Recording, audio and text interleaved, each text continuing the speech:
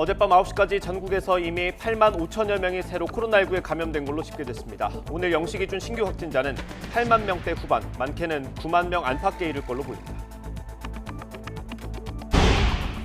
네, 이처럼 확진자가 폭증하고 있지만 정부는 자영업자들의 어려움 등을 고려해서 거리두기 완화를 시사했습니다.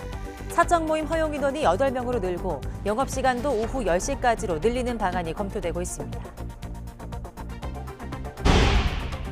국민의당 안철수 대선 후보 유세버스에서 일산화탄소 유출로 추정되는 사고가 잇따라 발생해 2명이 숨지고 1명이 위중한 상태입니다. 안 후보는 선거운동을 전면 중단했고 정치권은 애도의 뜻을 밝혔습니다. 베이징 동계올림픽에서 한국 여자 피겨의 간판 유영 김예림 선수가 쇼트 프로그램에서 각각 6위와 9위에 올라 프리스케이팅의 무대를 진출했습니다. 쇼트트랙 대표팀은 오늘 마지막 금빛 질주를 펼치고 컬링 대표팀 팀킴은 준결승 진출의 분수령이 돼 스위스 덴마크와의 2연전을 치릅니다. 러시아가 우크라이나 접경지대에 배치했던 군병력 일부를 철수시킨다고 밝혔고 푸틴 대통령은 전쟁이 아닌 협상을 원한다고 밝혔습니다. 미국과 유럽 등 서방 국가들은 일단 환영하면서도 아직 긴장 완화의 신호가 없다며 경계를 늦추지 않고 있습니다. 수도권 등 중부 내륙과 경북 북부에 한파특보가 발효 중인 가운데 강추위가 맹위를 떨치겠습니다. 오늘 아침 서울 기온이 영하 10도 안팎까지 떨어지고 낮에도 영하권에 머물며 종일 춥겠습니다. 시청자 여러분 안녕하십니까? 네, 2월 16일 수요일 굿모닝 YTN 시작합니다. 네, 코로나19 소식입니다. 어젯밤 9시까지 확진자가 이미 8만 명을 넘었습니다. 정부는 이달 말 확진자가 최대 17만 명에 달할 수 있다고 예상했는데요. 증가 속도가 워낙 빨라서 이걸 뛰어넘을 가능성도 있습니다. 김승재 기자입니다. 어제 0시부터 밤 9시까지 전국의 코로나19 신규 확진자 수는 8만 5,114명으로 집계됐습니다. 수도권에서 5만 1,341명으로 60%, 비수도권에서 3만 3,773명으로 40% 발생했습니다.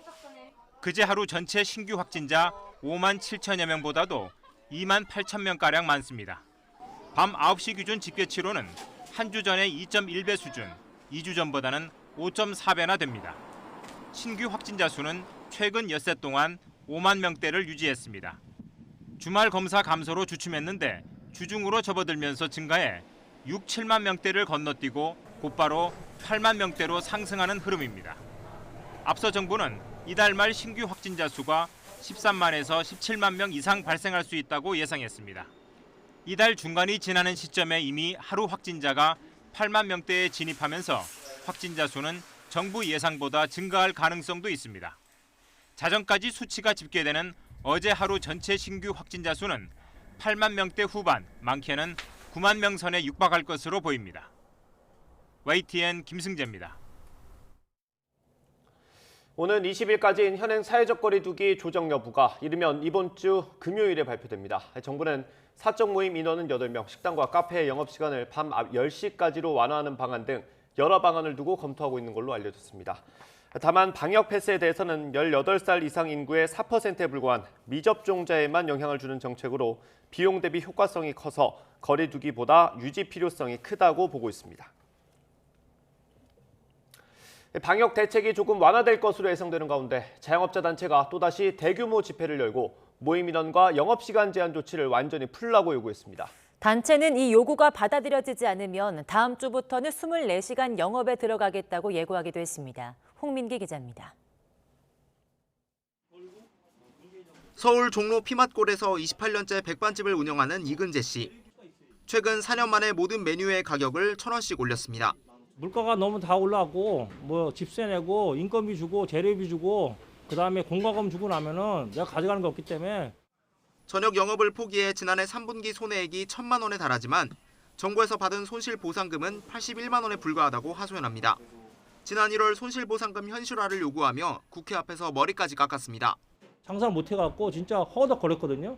그런 거에 대한 보상을 안 해주고 7월달, 8월달 보상해줘서 예? 그게 말이 되냐 이거예요. 그래서 머리도 깎고. 한국유흥음식업중앙회 등 자영업자 단체 15곳 회원들이 서울 광화문 광장에서 대규모 집회를 열었습니다. 코로나 위기로 발생한 손실을 100% 보상하라는 게 핵심 요구입니다. 우리는 정부에서 주는 찌꼬리만한 손실보상으로 우리 생계를 더 이상 이어갈 수가 없습니다. 또한 18일 발표할 정부의 새로운 거리두기 완화 방안에 인원과 영업시간 제한을 모두 풀 것으로 촉구했습니다. 전면이 아닌 부분 완화가 이뤄질 경우 단체 중심으로 24시간 영업을 하겠다고 선언했습니다. 이제 우리가 완전한 보상을 100% 보상받을 때까지 끝까지 투쟁할 것을 선언합니다, 여러분. 집회 참석자들은 방역 패스 철회 등의 내용이 담긴 정책 건의서를 들고 서울 광화문에서 청와대 앞까지 행진했습니다. 자영업자들의 고통을 감안하면 거리두기를 크게 완화해야겠지만 오미크론 확산이 이어지고 있다는 게 정부의 가장 큰 고민입니다. 코로나 감염 확산을 최대한 억제하고 자영업자들의 숨통을 트이게 할 수 있는 묘수가 나올지 관심입니다. YTN 홍민기입니다. 네, 코로나19 자가검사 키트 판매 통로가 약국과 편의점으로 한정된 가운데 이번 주 약국당 하루 취급량이 50개로 제한된 것으로 알려졌습니다. 대한약사회에 따르면 이번 주까지 약국 한 곳이 자가검사 키트 도매업체에서 받을 수 있는 자가검사 키트 하루 최대 물량은 25개들이 대용량 포장인 경우 2묶음으로 한정됩니다. 네, 선별진료소 등 공공 영역에 필요한 물량을 충당하고 남은 양을 민간으로 배분하고 있는데 이때 약국 한 곳이 50개 이상을 판매하면 지역별로 쏠림 현상이 발생할 수 있다는 우려에 따른 조처입니다. 의료기관에서 자비로 받은 코로나19 PCR 검사 결과 양성이 나오면 검사비를 환급받을 수 있습니다. 중앙방역대책본부는 신속 항원검사에서 음성이 나온 뒤 개인이 자비를 들여 진행한 PCR 검사에서 양성이 확인된다면 검사받은 병원에서 검사비를 돌려받을 수 있다고 밝혔습니다. 방역당국은 신속 항원검사에서 음성이 나오더라도 코로나19 의심 증상이 있다면 의료기관 진료 이후 의사소견서를 받으면 선별진료소에서 무료로 PCR 검사를 받을 수 있다고 설명했습니다. 새학기를 앞두고 서울시 교육청이 등교 지침과 학교 방역 방안을 발표했습니다. 서울 지역의 학교는 전교생의 3%가 신규 확진되거나 등교 중지 학생이 15%를 넘으면 등교 인원을 축소하고 일부 원격 수업을 진행할 수 있습니다. 네, 학교 감염을 막기 위해서 신속 항원 검사 키트를 지급하고 교사 확진에 대비해 대체 교원 확보에도 나섰습니다. 개훈이 기자가 보도합니다. 새학기를 앞두고 서울 학생과 교직원 확진자 수는 일주일 사이 2배가량 증가했습니다. 경로를 알 수 없는 증상 발현, 무증상 감염 사례의 증가, 방학 등이 영향을 준 것으로 파악하고 있습니다. 오미크론 변이 확산으로 하루 확진자가 연일 5만여 명씩 발생하는 상황에서 서울시 교육청은 새학기 학교 방역 지침과 학사 운영 방안을 발표했습니다. 학사 운영은 교육부가 제시한 4가지 유형과 동일하게 운영됩니다. 다만 등교와 관련해 서울 지역 학교는 확진자 비율이 전교생의 3% 안팎일 때 학교 또는 학급 내 등교 중지 학생이 15% 안팎일 경우 등교 수업을 축소할 수 있습니다. 앞서 교육부 안보다 학급과 학년 기준으로 세분화해 좀 더 유연하게 적용할 수 있도록 했습니다.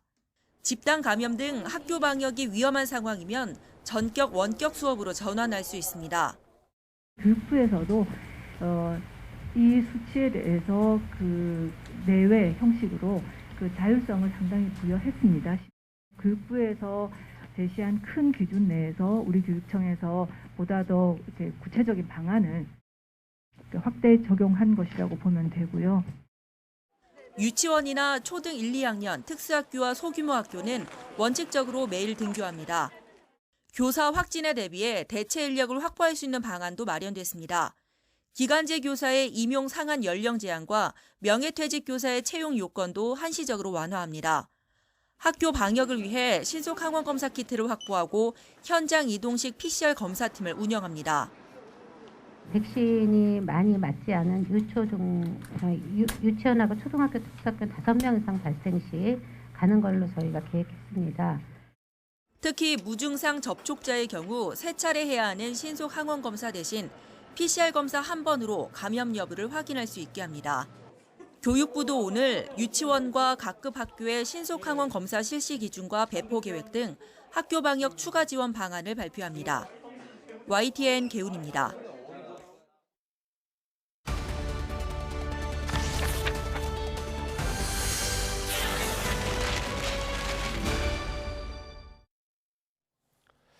대선 관련 소식입니다. 대통령 선거 공식 선거운동 첫날이었던 어제 국민의당 안철수 후보의 유세버스에서 일산화탄소 유출로 추정되는 사고가 났습니다.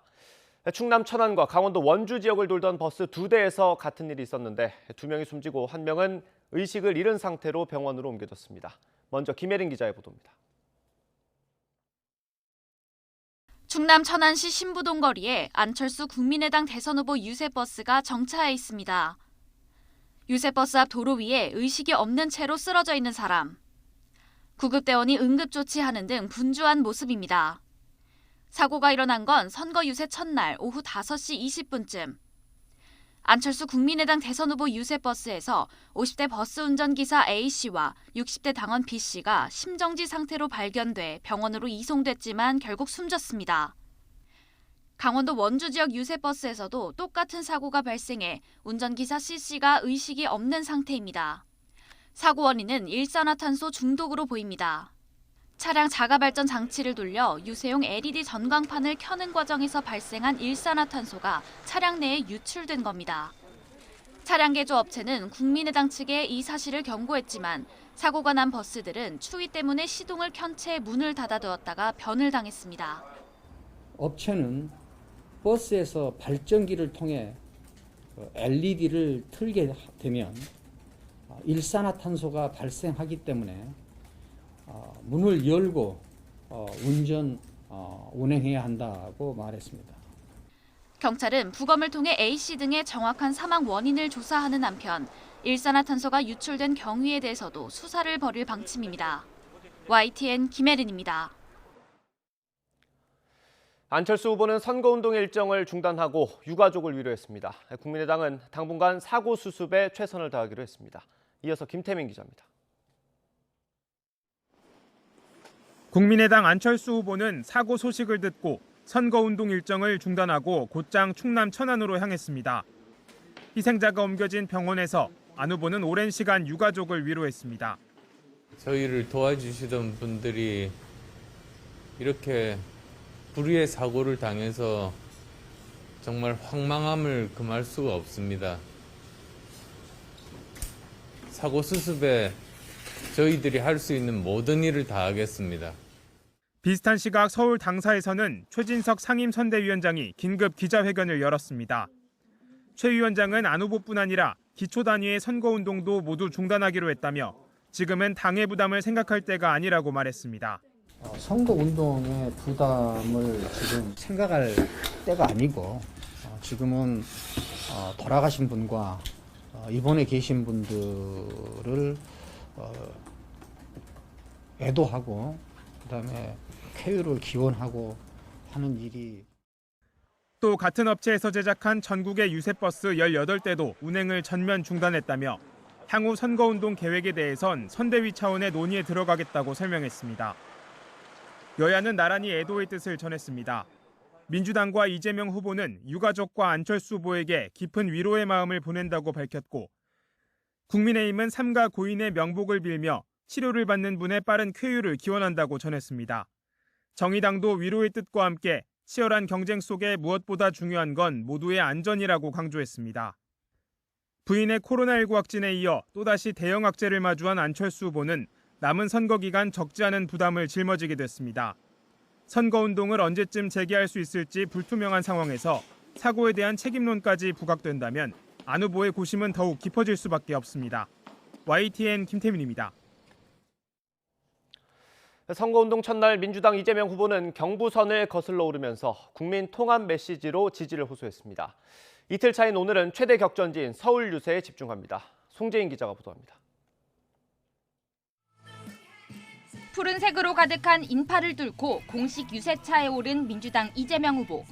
운동화로 갈아 신으며 선거 전에 시작을 알렸습니다. 네, 이재명 후보님 잘 달릴 수 있겠습니까? 출발지는 수출입 관문으로서 우리나라 경제성장 역사의 한 축인 부산. 이 후보는 무엇보다 경제 위기를 극복할 총사령관이 되겠다고 자신했습니다. 우리 국민들의 손실을 100% 보전하고 다시 대한민국 경제를 재편해서 모두가 함께 잘 사는 나라로 만드는 그런 결정적인 계기로 삼겠습니다, 여러분. 동시에 좋은 정책이라면 국민의힘 홍준표 의원의 정책도 가져다 쓰겠다며 국민 통합 메시지를 전면에 띄웠습니다. 박정희면 어떻고 김대중이면 어떻습니까? 국민에게 도움되는 것이라면 뭐든지 하겠습니다, 여러분. 다음으로 향한 곳은 고향인 경북.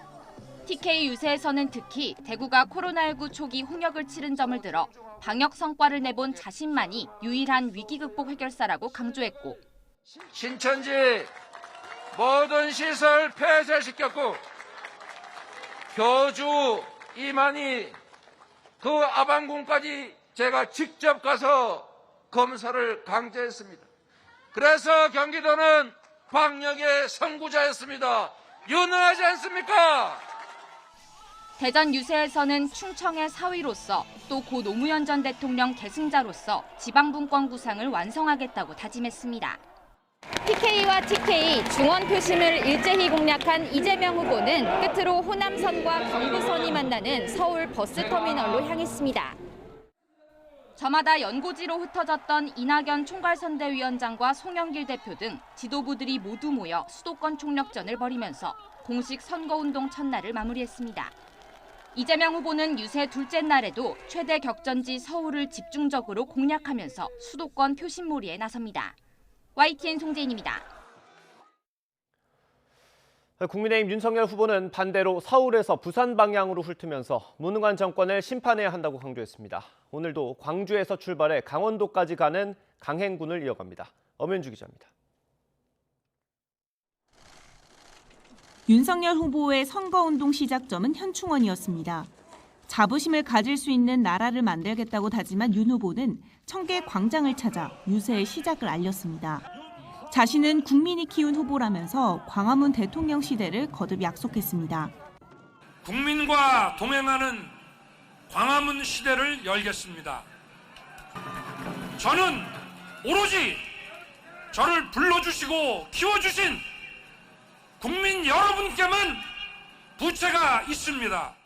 곧이어 대전으로 향해서는 자신을 충청의 아들이라고 소개하며 충청 대망론을 띄웠습니다. 문재인 정부의 부동산 정책과 방역 정책 등을 잇따라 비판하며 이번 대선은 부패와 무능을 심판하는 선거라고 강조했습니다. 무능한 민주당 정권은 매일 말뿐이고 철진한 이념만 떠들었지 과학을 무시했습니다. 그 밥에 그 나물에 또 5년간 맡기겠습니까? 다음 목적지는 보수의 심장 대구. 갈등 끝에 선대본부에 합류한 홍준표 의원이 지원 사격에 나서며 열기가 더해졌고, 네, 대구 시민 여러분, 이제 우리는 하나의 원팀으로.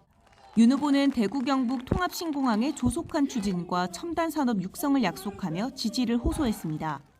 이 망가진 대한민국, 망가진 대구를 그야말로 단디해야 되는 선거입니다, 여러분. 대구의 부활을 반드시 이끌어내겠습니다, 여러분. 홍준표 의원과 첫 공동 유세로 원팀을 과시한 윤석열 후보는 대구 현안 해결을 약속하고 다음 행선지인 부산으로 향했습니다.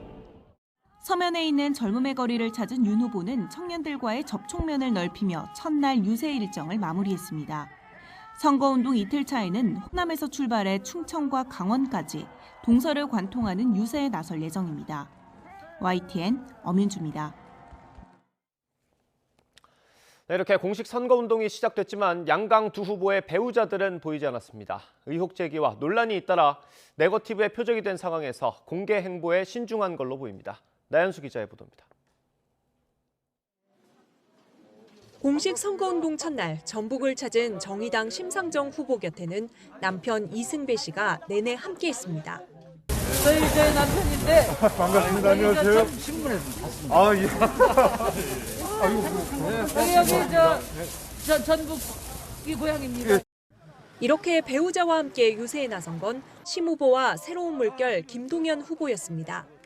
국민의당 안철수 후보의 부인 김미경 씨는 그동안 선거운동과 의료봉사 현장에 자주 함께했지만 최근 코로나19 확진 판정을 받아 이번에 나오지 못했습니다. 제 아내는 기저질환이 있습니다. 제 선거운동을 돕고 의료 봉사를 하다가 양강 후보인 더불어민주당 이재명 후보의 부인 김혜경 씨와 국민의힘 윤석열 후보의 부인 김건희 씨도 모습을 드러내지 않았습니다. 김혜경 씨는 호남에서 비공개 일정을 시작했다는 보도가 나오기도 했지만 민주당은 예정된 일정은 없다고 반박했습니다. 김건희 씨는 예술, 종교 분야로 공개 행보를 검토하는 것으로 알려지긴 했지만 여전히 공식 행보 여부는 불투명합니다. 지난 대선 때에는 주요 후보 배우자는 물론 자녀까지 나서 유세 현장 구석구석을 돌며 표심을 모았습니다. 한 지역의 짐을 풀고 주민들과 꾸준하게 소통하는가 하면 구정이 끝나고 나서부터는 섬으로 갑니다. 섬에 이불 보따리 싸고 또 1박 2일 마을회관에서 자면서 후보에게 제기된 논란을 대신 해명하며 특보 역할을 톡톡히 했습니다. 집에서 설거지 잘했는가 한번 물어봅시다. 설거지 잘했습니까? 네, 빨래도 잘하고 설거지도 잘합니다. 그러나 이번 선거에서는 후보 등록도 전에 양강 후보 배우자가 잇따라 대국민 사과 회견을 하는 초유의 사태가 빚어졌습니다. 이 때문에 각 정당은 지원 유세로 얻을 득점보다 혹시 모를 실점을 경계하며 여론을 살피는 모습입니다. 또 배우자로 시선이 쏠려 자칫 후보 행보가 가려지지 않도록 하려는 전략도 깔려 있습니다. 언제쯤 선거 전에 등판할지가 관심인데 오래지 않아 서로 다른 형태로 나타나리라는 관측이 지배적입니다. YTN 나연수입니다. 네, 러시아의 우크라이나 침공이 예측된 날을 하루 앞두고 푸틴 대통령은 전쟁이 아니라 협상을 원한다면서 한 발 물러섰습니다. 실제로 일부 러시아 군대가 철수하고 있지만 서방 측은 우크라이나 사태와 관련한 고무적인 상황 변화는 없다면서 긴장을 늦추지 않고 있습니다. 보도 이상순 기자입니다. 모스크바에서 올라프 숄츠 독일 총리와 만난 푸틴 러시아 대통령은 전쟁설을 일축했습니다. По поводу хотим мы этого или нет? Конечно, нет. Именно поэтому мы и выдвинули предложение о переговорном процессе, результатом которого 함께 회담한 숄츠 총리도 유럽에서 절대로 전쟁은 안 된다면서 외교적 해결을 강조했습니다. Jetzt muss es darum gehen, entschlossen und mutig an einer friedlichen Auflösung dieser Krise zu arbeiten. Dass wir jetzt hören, dass einzelne Truppen abgezogen werden, ist jedenfalls ein gutes Zeichen. Wir hoffen, dass da noch welche folgen. 푸틴 대통령은 북대서양 조약기구 나토의 확장 금지와 우크라이나의 나토 가입 등을 러시아의 안전 보장 문제로 다루길 원하고 있습니다. 또 지난해 9월 완공 이후 승인을 기다리고 있는 러시아와 독일의 직결가스관 노르트 스트림 2의 가동을 기대한다고도 말했습니다. 이번 회담을 계기로 우크라이나에서의 전쟁 위기는 일단 넘겼지만 서방 측은 의심을 거두지 않고 있습니다. 보리스 존슨 영국 총리는 더 나아가 러시아의 의중이 대화인지 대결인지 잘 모르겠다고까지 했습니다. That means withdrawing the battalion tactical groups away from a potential theatre of conflict, not constructing field hospitals on the border with Belarus and between Belarus and Ukraine, a sense that things are being scaled back, scaled down. 이런 가운데 우크라이나는 국방부 웹사이트와 최대 상업은행인 프리바트 방크 등이 디도스 공격을 받아 업무 차질이 빚어졌다고 밝혔습니다. 우크라이나 사이버 보안센터는 러시아를 공격 배후로 추정하고 있습니다. 서방에서는 러시아가 군사적 침공 외에 우크라이나에 사이버 공격을 가할 수 있다는 관측을 내놓기도 했습니다. YTN 이상순입니다. 에마뉘엘 마크롱 프랑스 대통령은 조 바이든 미국 대통령과 러시아가 철군했다는 게 사실인지 확인이 필요하다는데 뜻을 같이 했다고 AFP 통신이 전했습니다. 프랑스 대통령실인 엘리제궁은 마크롱 대통령과 바이든 대통령이 1시간가량 전화통화를 하고 이 같은 의견을 교환했다고 밝혔습니다. 양국 대통령은 아울러 푸틴 대통령이 이끄는 러시아에 대응할 때 완벽하게 조율된 정책을 유지하는 게 중요하다는 점에 공감대를 이루었습니다.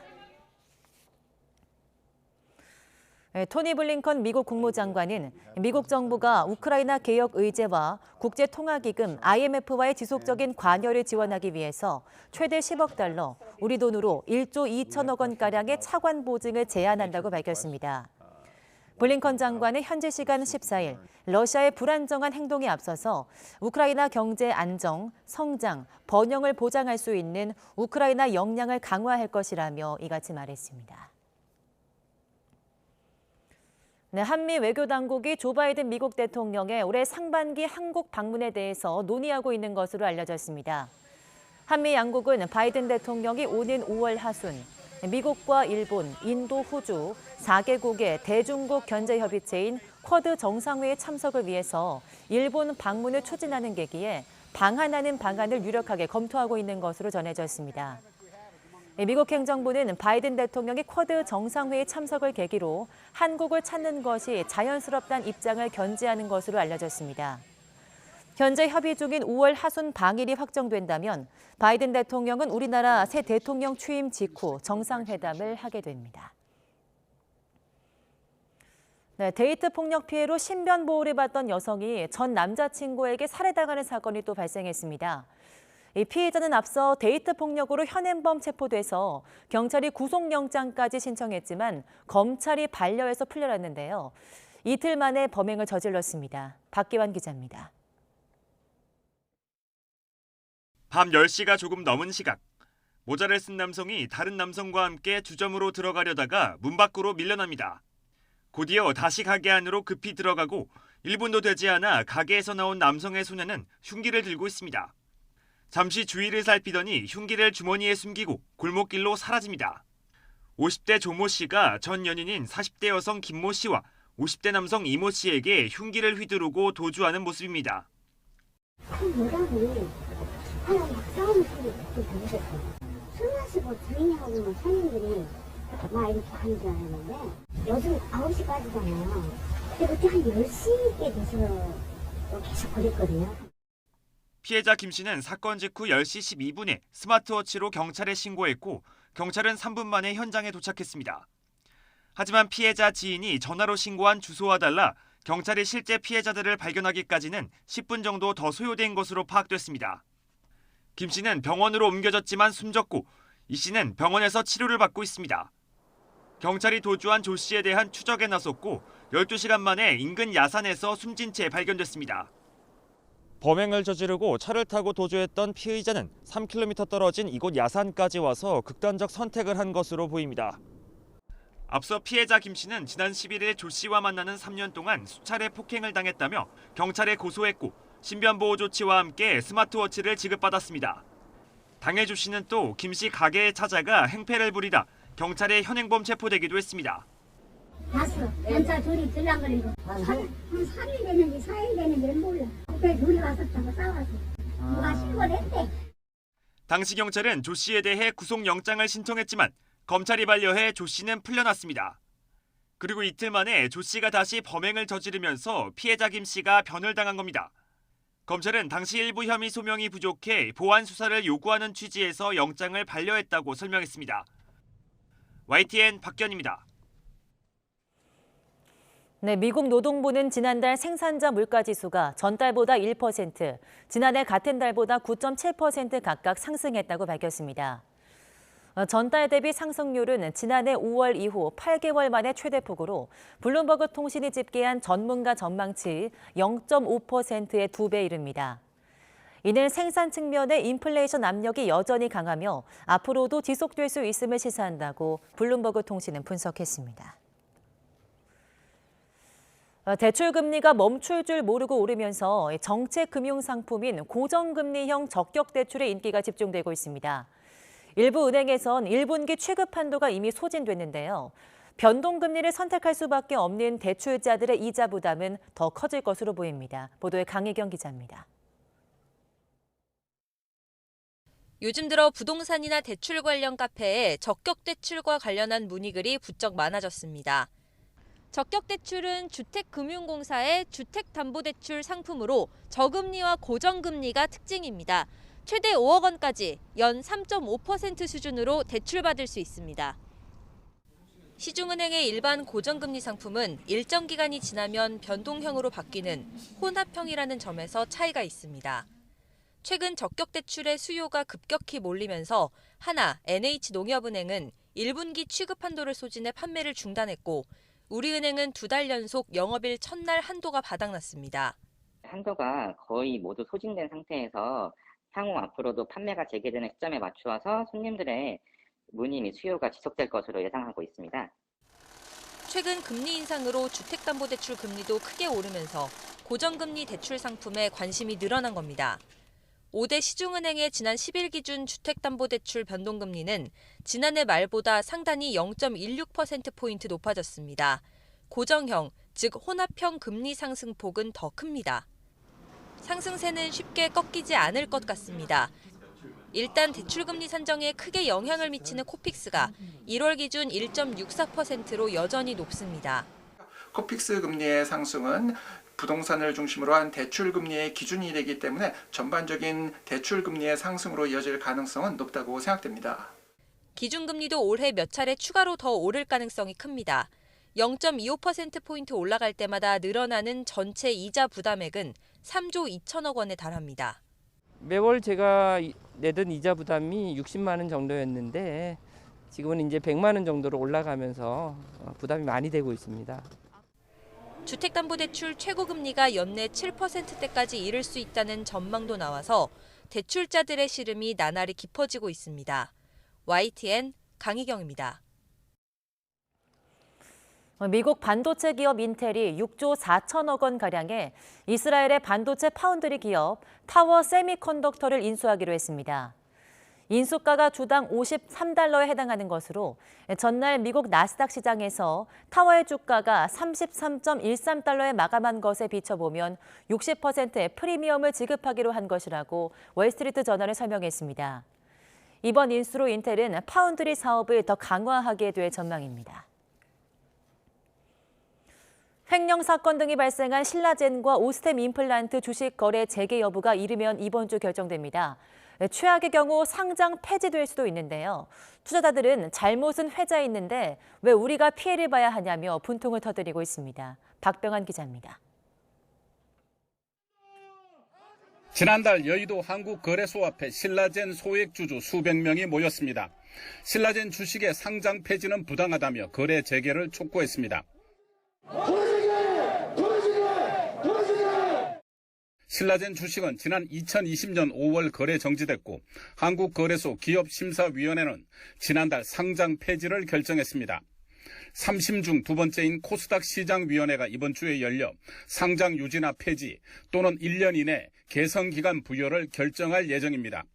한때 코스닥 시가총액 2위까지 올랐던 신라젠의 소액주주 17만여 명은 상장 전에 있었던 횡령건으로 주식 거래가 정지된 것은 거래소 책임이라고 강하게 반발하고 있습니다. 상장 이전에 개인 투자자가 알 수도 없는 일이면은 투자자한테는 한국거래소가 면책을 줘야 됩니다. 내부 직원 횡령 사건으로 지난달 3일 거래가 정지된 오스템 임플란트는 내일까지 상장 적격성, 실질심사 대상 여부가 결정됩니다. 실질심사 대상이 되면 기업심사위원회에 올라 상장 유지나 폐지 또는 개선기간 부여가 결정되고 심사 대상에 오르지 않는다면 다음 날부터 바로 거래가 재개됩니다. 상장 적격성 실질심사 대상에서 제외가 된다고 하더라도 주가가 아마 큰 폭으로 하락할 가능성이 매우 높습니다. 사실상 어떠한 결론이 내려진다고 하더라도 이 소액 주주들의 그 주가 하락으로 인한 피해는 불가피할 전망입니다. 소액 주주들은 한국거래소가 제 역할을 하고 있는지 의문을 제기하고 있습니다. 상장 폐지는 기업 문제로 인한 것이지만 1년에 30개 이상 상장 폐지된다는 것은 한국거래소 책임도 분명 있을 겁니다. 이런 가운데 코스피는 오미크론 확산과 우크라이나 사태 등으로 연초보다 300포인트 넘게 하락해 소액 주주들의 마음은 더욱 타들어가고 있습니다. YTN 박병환입니다.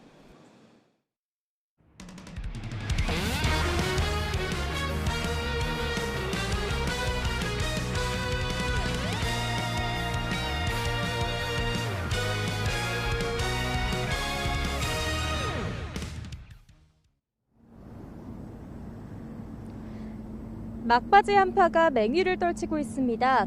지난 월요일까지만 해도 봄처럼 포근한 날씨가 이어졌던 터라 지금 체감하는 추위는 더 심하게 느껴지고 있는데요. 여기에 바람까지 강하게 불고 있습니다. 현재 서울 기온은 영하 8.2도, 체감온도는 영하 14도까지 떨어졌습니다. 오늘 외출하실 때는 따뜻한 외투뿐만 아니라 보온용품까지 챙겨 나오시기 바랍니다. 현재 중부와 경북 내륙을 중심으로 한파특보가 발령 중입니다. 현재 기온을 살펴보면 대관령의 기온이 영하 15.7도로 전국에서 가장 춥고요. 파주 영하 11.2도, 서울과 대전은 영하 8.2도까지 떨어졌습니다.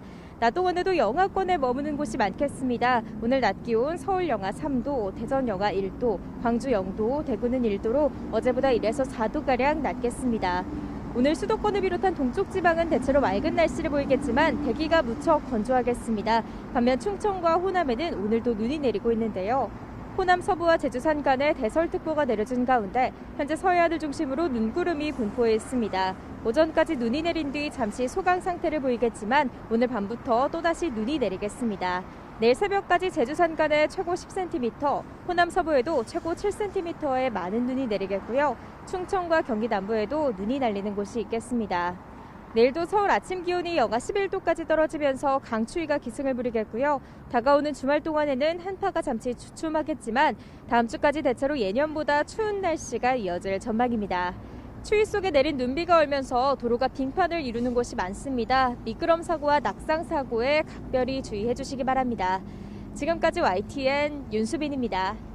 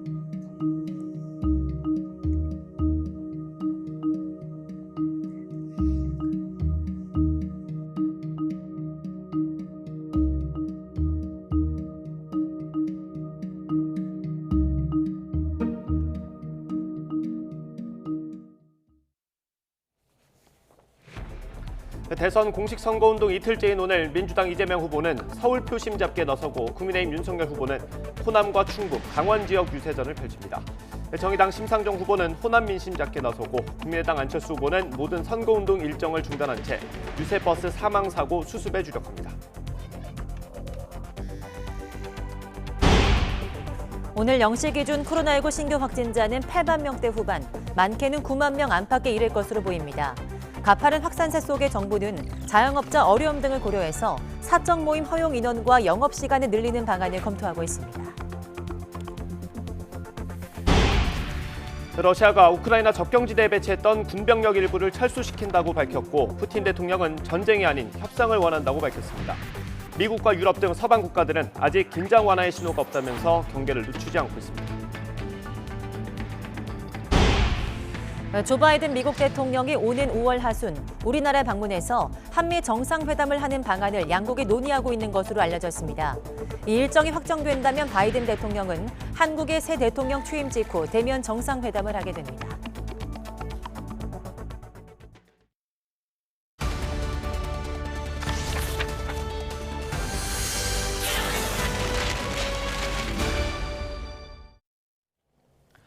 대선 공식 선거운동 첫날 링 위에 오른 후보들 못지않게 장외 대결도 치열했습니다. 민주당 송영길 대표와 국민의힘 이준석 대표 등 여야 지도부도 총력 지원 유세에 나섰습니다. 보장원 기자가 취재했습니다. 더불어민주당 이재명 후보가 부산에서 서울을 가로지르는 동안 이낙연 총괄선거대책위원장은 호남 공략에 나섰습니다. 이낙연 총괄선대위원장님을 위로 모시겠습니다. 핵심 지지 지역인 광주를 훑으며 한 표를 호소했습니다. 갑자기 야당됐다. 그런 상황을 여러분 상상하셔야 돼요. 그런 상황이 되지 않게끔 여러분이 경각심을 가져주셔야 됩니다.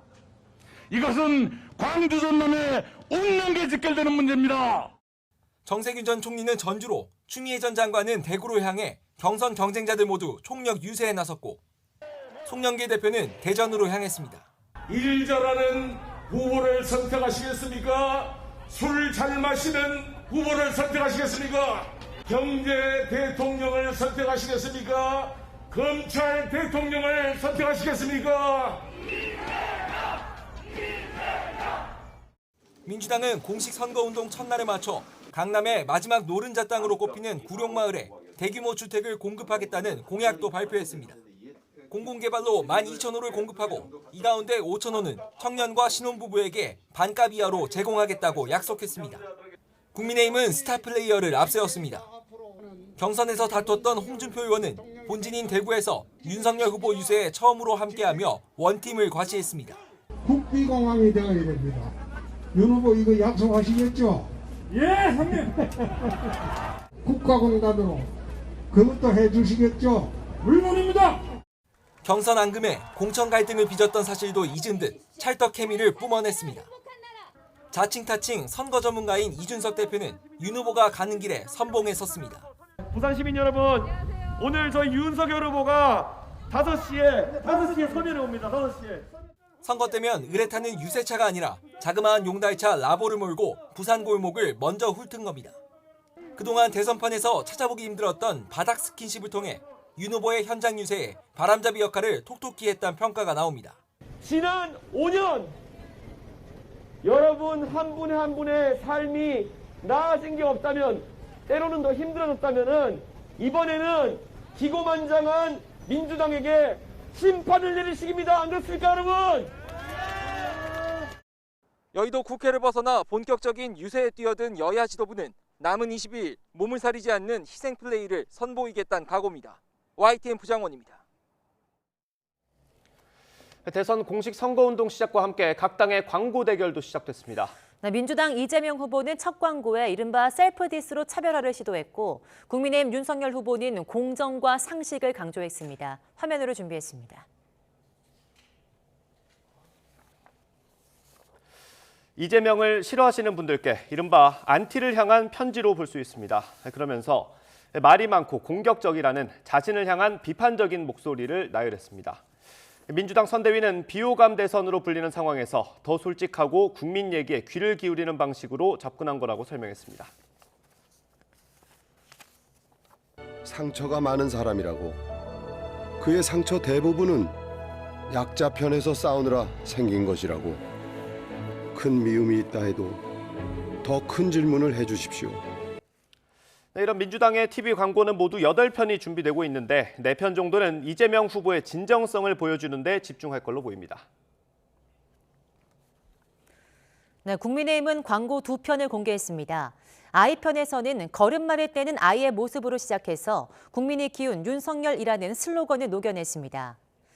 또 택배 노동자와 환경미화원, 소방관을 포함해서 시민들의 모습을 담고 공정과 상식을 강조했습니다. 다른 편에서는 윤석열 후보가 검찰총장에서 정치로 뛰어드는 과정을 담았습니다. 무너진 공정과 상식을 바로 세우라고. 절망의 오늘을 희망의 내일로 바꾸라고. 국민은 윤석열을 불러냈고. 코로나19 확산으로 대면 선거운동이 제한된 상황 속에 60초 광고 경쟁이 시작됐습니다. 어느 후보가 유권자의 마음을 더 많이 움직일 수 있을지 주목됩니다.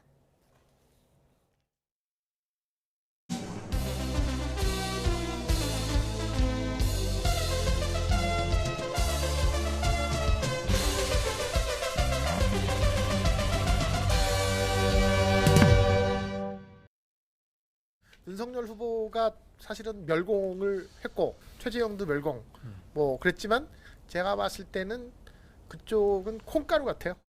김건희 7시간 통화 내용을 왜 충격 단독으로 왜 전하냐? 심각한 게 아니에요. 근데 네. 뭐 좌파 애들은 마치 뭐 심각한 게 나온 것처럼 하니까 20대 대선을 앞두고 특정 정치 성향을 드러낸 유튜브 채널의 구독자 수가 크게 늘었습니다. 대선 후보들이 출마 선언을 하기 직전인 6월 초부터 최근까지 진보 성향 유튜브 채널 열린공감TV의 구독자 수는 22만여 명에서 75만 명대로 3배 넘게 급증했습니다. 보수 성향 가로세로 연구소도 약 66만 명에서 28% 정도 늘어난 84만여 명의 구독자를 확보했습니다. 이렇게 구독자 수가 늘었다는 건 그만큼 영향력도 커졌다는 의미일 텐데요. 유튜브는 유권자들에게 어떤 영향을 미치고 있을까요? 진보와 보수를 대변하는 유튜브 채널의 시청자를 대상으로 연구가 진행됐습니다. 우선 유튜브 시청자들은 진보 진영을 더 진보적으로, 보수 진영을 더 보수적으로 인식하는 경향을 보였습니다. 그래서 여야 양대 정당 간의 거리를 더 멀게 느끼고 있었는데요. 특정 성향의 채널만 보는 쪽과 그렇지 않은 쪽의 정치적 양극화 정도를 분석해봤더니 진보든 보수든 자기 성향의 유튜브 채널만 본 유권자들은 양쪽 채널을 다 본 유권자에 비해 양극화 정도가 더 큰 것으로 나타났습니다.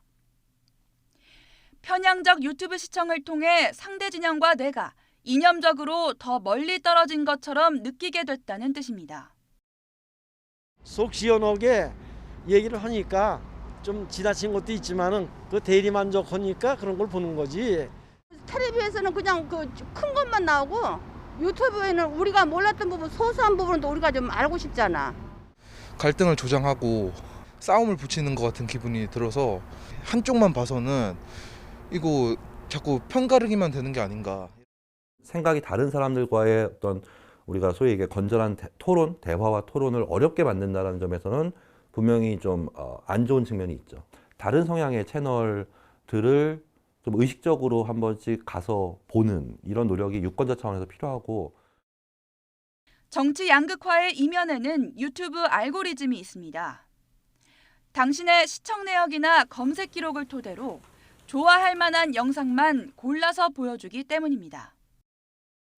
알고리즘 컴퓨터에 의해서 자신도 알지 못하는 사이에서 계속해서 비슷한 콘텐츠를 계속해서 소비를 하면서 아무래도 양극화가 심해질 수밖에 없겠죠.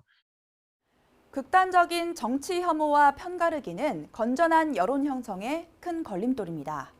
대선을 앞두고 특정 유튜브 채널의 구독자 수가 폭증하는 지금, 한 번쯤은 알고리즘의 추천보다 나와 다른 생각을 가진 사람의 의견에 귀 기울일 필요가 있습니다.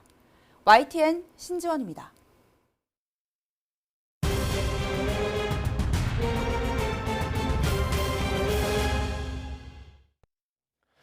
이어서 코로나19 소식입니다. 최근엔 전체 확진자의 10% 정도만 병원이나 생활치료센터에 입원하고 대부분은 재택치료를 받고 있습니다.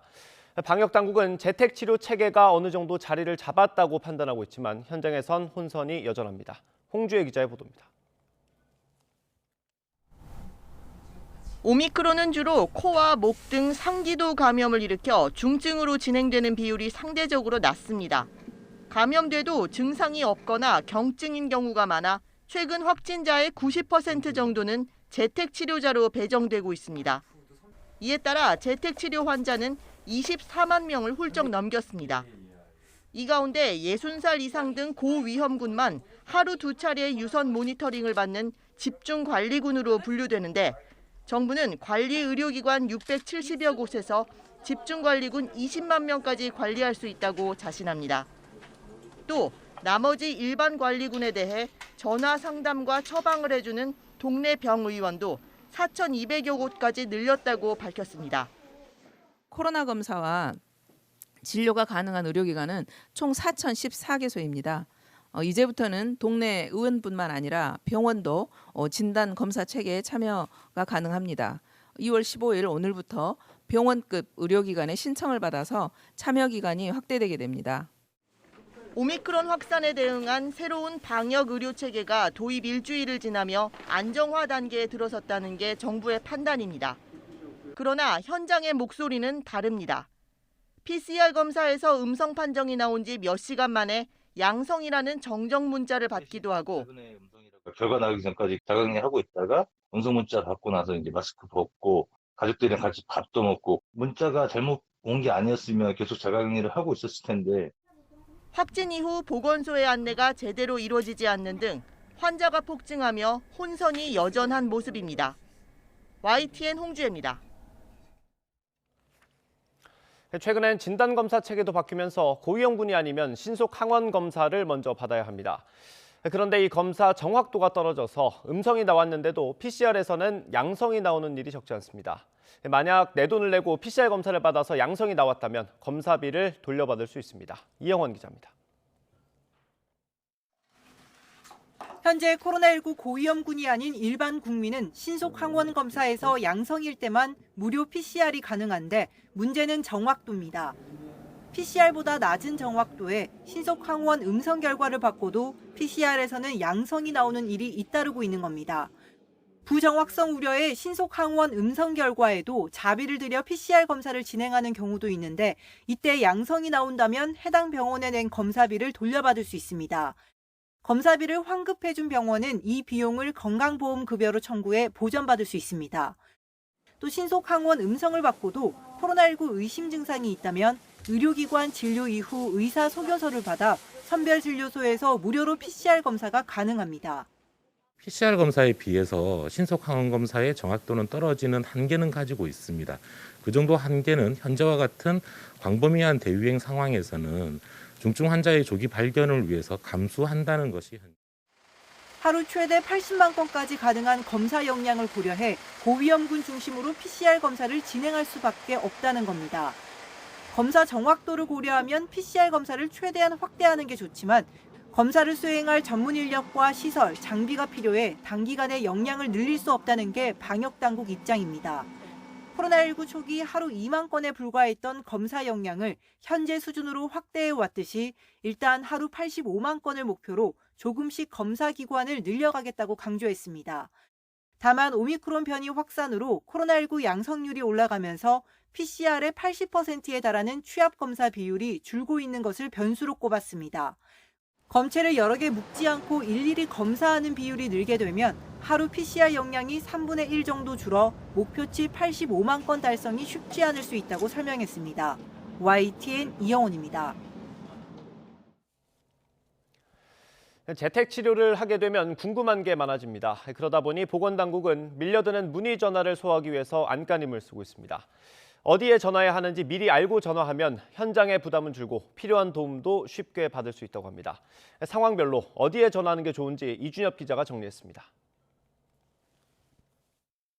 코로나 확진되면 지금 워낙 바뀌어버려가지고 어떻게 해야 될지 구체적인 설명이 없으면 지금은 저희들은 모릅니다. 119에 전화하면 보건소로 연결해 주는 거 아닌가요? 자가격리를 얼마나 해야 되는지?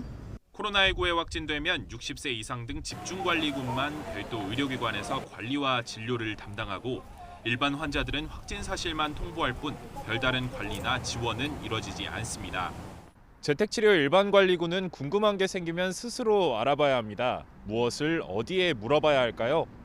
먼저 증상에 대한 진단이나 치료 등은 서울에 3곳, 전국에는 199곳이 있는 재택치료 의료상담센터에 전화해야 합니다.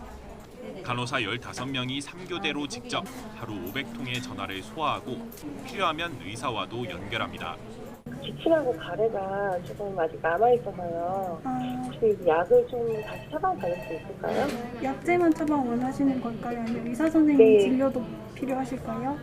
몸에 열이 심하게 난다거나 약 처방이 필요할 때처럼 코로나19 의료 상담이 필요할 때는 이곳으로 전화하면 됩니다. 제가 선생님들하고 통화할 때마다 진짜 다 엄청 친절하시네요. 감사합니다. 네. 그런데 의료 상담이 아닌 전화까지 쏟아지다 보니 통화가 더 시급한 환자와 늦게 연결되기도 합니다. 코로나 관련한 생활수칙이나 여러 가지 지난번에는 햇반이 떨어졌는데 이걸 어떻게 해야 되느냐, 어떻게 살 수 있냐 이런 거를 문의하시는 분들이 있었어요. 빠른 의료 상담을 위해서 그런 분들만 연락을 주셨으면 좋겠습니다.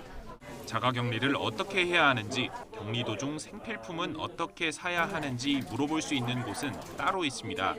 자치구마다 마련하고 있는 행정 안내센터입니다. 내일 혹시 결과가 음성이 나오셔도 나오시는 게 아니고 격리를 하셔야 돼요. 서울 강북구는 따로 전문 상담사를 채용해 하루 12시간씩 상담하고 있지만 오미크론 확산으로 하루 3,700통 넘게 전화가 쏟아지고 매일 가파르게 늘어나는 추세입니다. 소화 가능한 전화보다 4배 많은 문의가 쇄도하다 보니 가장 많은 질문을 추려 자동응답 답변에 하나씩 추가하고 있습니다. 계속 이렇게 확산되는 상황에서 또 다소 늦게 전화가 가거나 명쾌한 답변을 못 받아도 좀 양해해 주셨으면 좋겠습니다. 계속 바뀌는 재택치료 수칙에 혼란스러운 시기. 어디로 전화할지 미리 알아두면 도움도 빨리 받고 현장 부담도 덜 수 있습니다. YTN 이준엽입니다.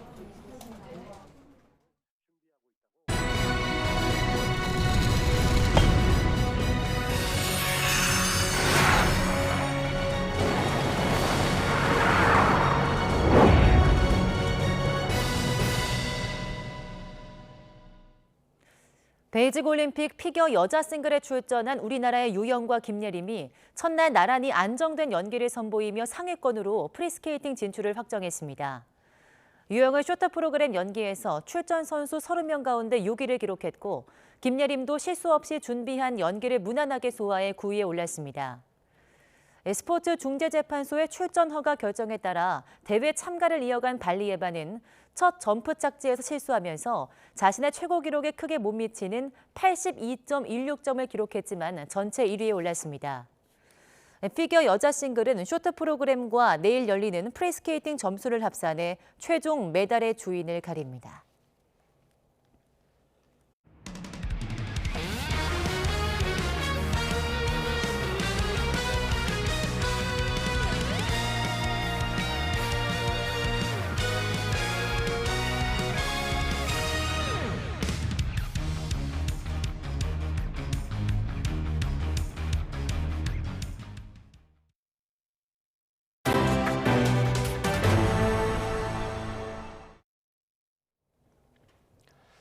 조 바이든 미국 대통령이 지목한 러시아의 침공 날짜가 하루 앞으로 다가왔습니다. 바이든 대통령은 대국민 연설을 통해서 러시아군의 철수가 아직 확인되지 않았다면서 침공은 여전히 가능하다고 진단했습니다.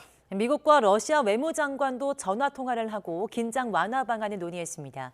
워싱턴 연결해서 자세히 알아보겠습니다. 강태욱 특파원. 네, 워싱턴입니다. 네, 바이든 대통령 연설 내용부터 살펴보겠습니다. 러시아군의 움직임이 확인되지 않았다는 취지입니까? 네, 그런 셈입니다. 바이든 대통령은 미국으로서는 러시아군이 돌아가는 것을 아직 확인하지 못했다며 침공은 여전히 가능한 상황이라고 평가했습니다. 그러면서 미국과 나토 등 동맹은 그 어느 때보다 강력하다는 점도 부각했습니다. 또 미국과 나토가 러시아의 위협이 아니라며 러시아 국민의 안정을 해치는 것을 목표로 하지 않고 있다고 강조했습니다. 이어 우크라이나에 미국과 나토의 미사일이 배치되지 않았으며 앞으로 계획도 없다는 점도 확인했습니다. 바이든 대통령은 침공이 일어나면 인명피해가 클 수밖에 없고 러시아의 공격은 어떤 이유나 근거도 없는 것이라고 지적했습니다. 그러면서 미국과 동맹은 러시아에 엄청나게 강력한 제재와 수출 통제 등을 준비하고 있다고 다시 경고했습니다. 네, 미국과 러시아 외무장관 통화가 있었죠. 어떤 논의가 오갔습니까?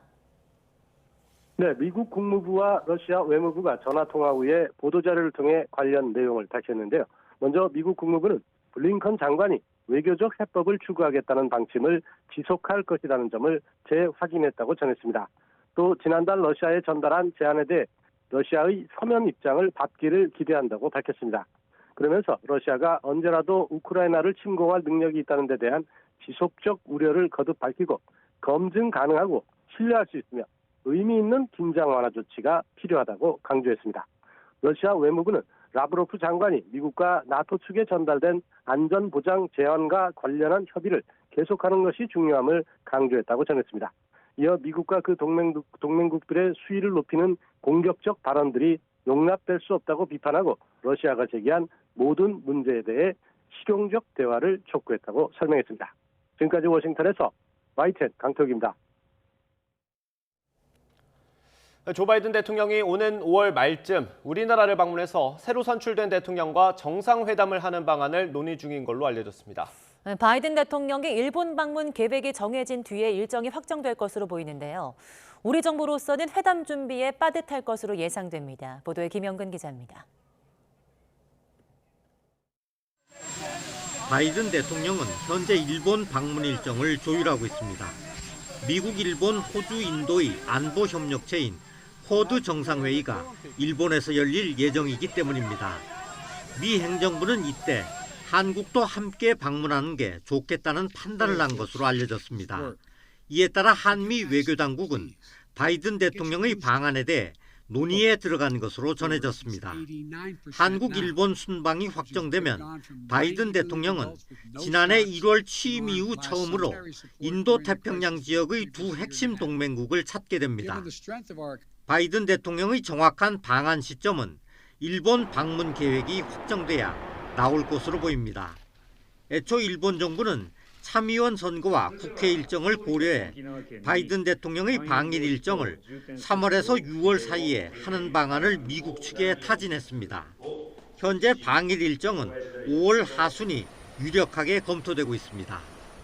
하지만 같은 쿼드 회원국인 호주에서 6월까지 총선이 진행될 예정이라 시기가 조정될 가능성도 있습니다.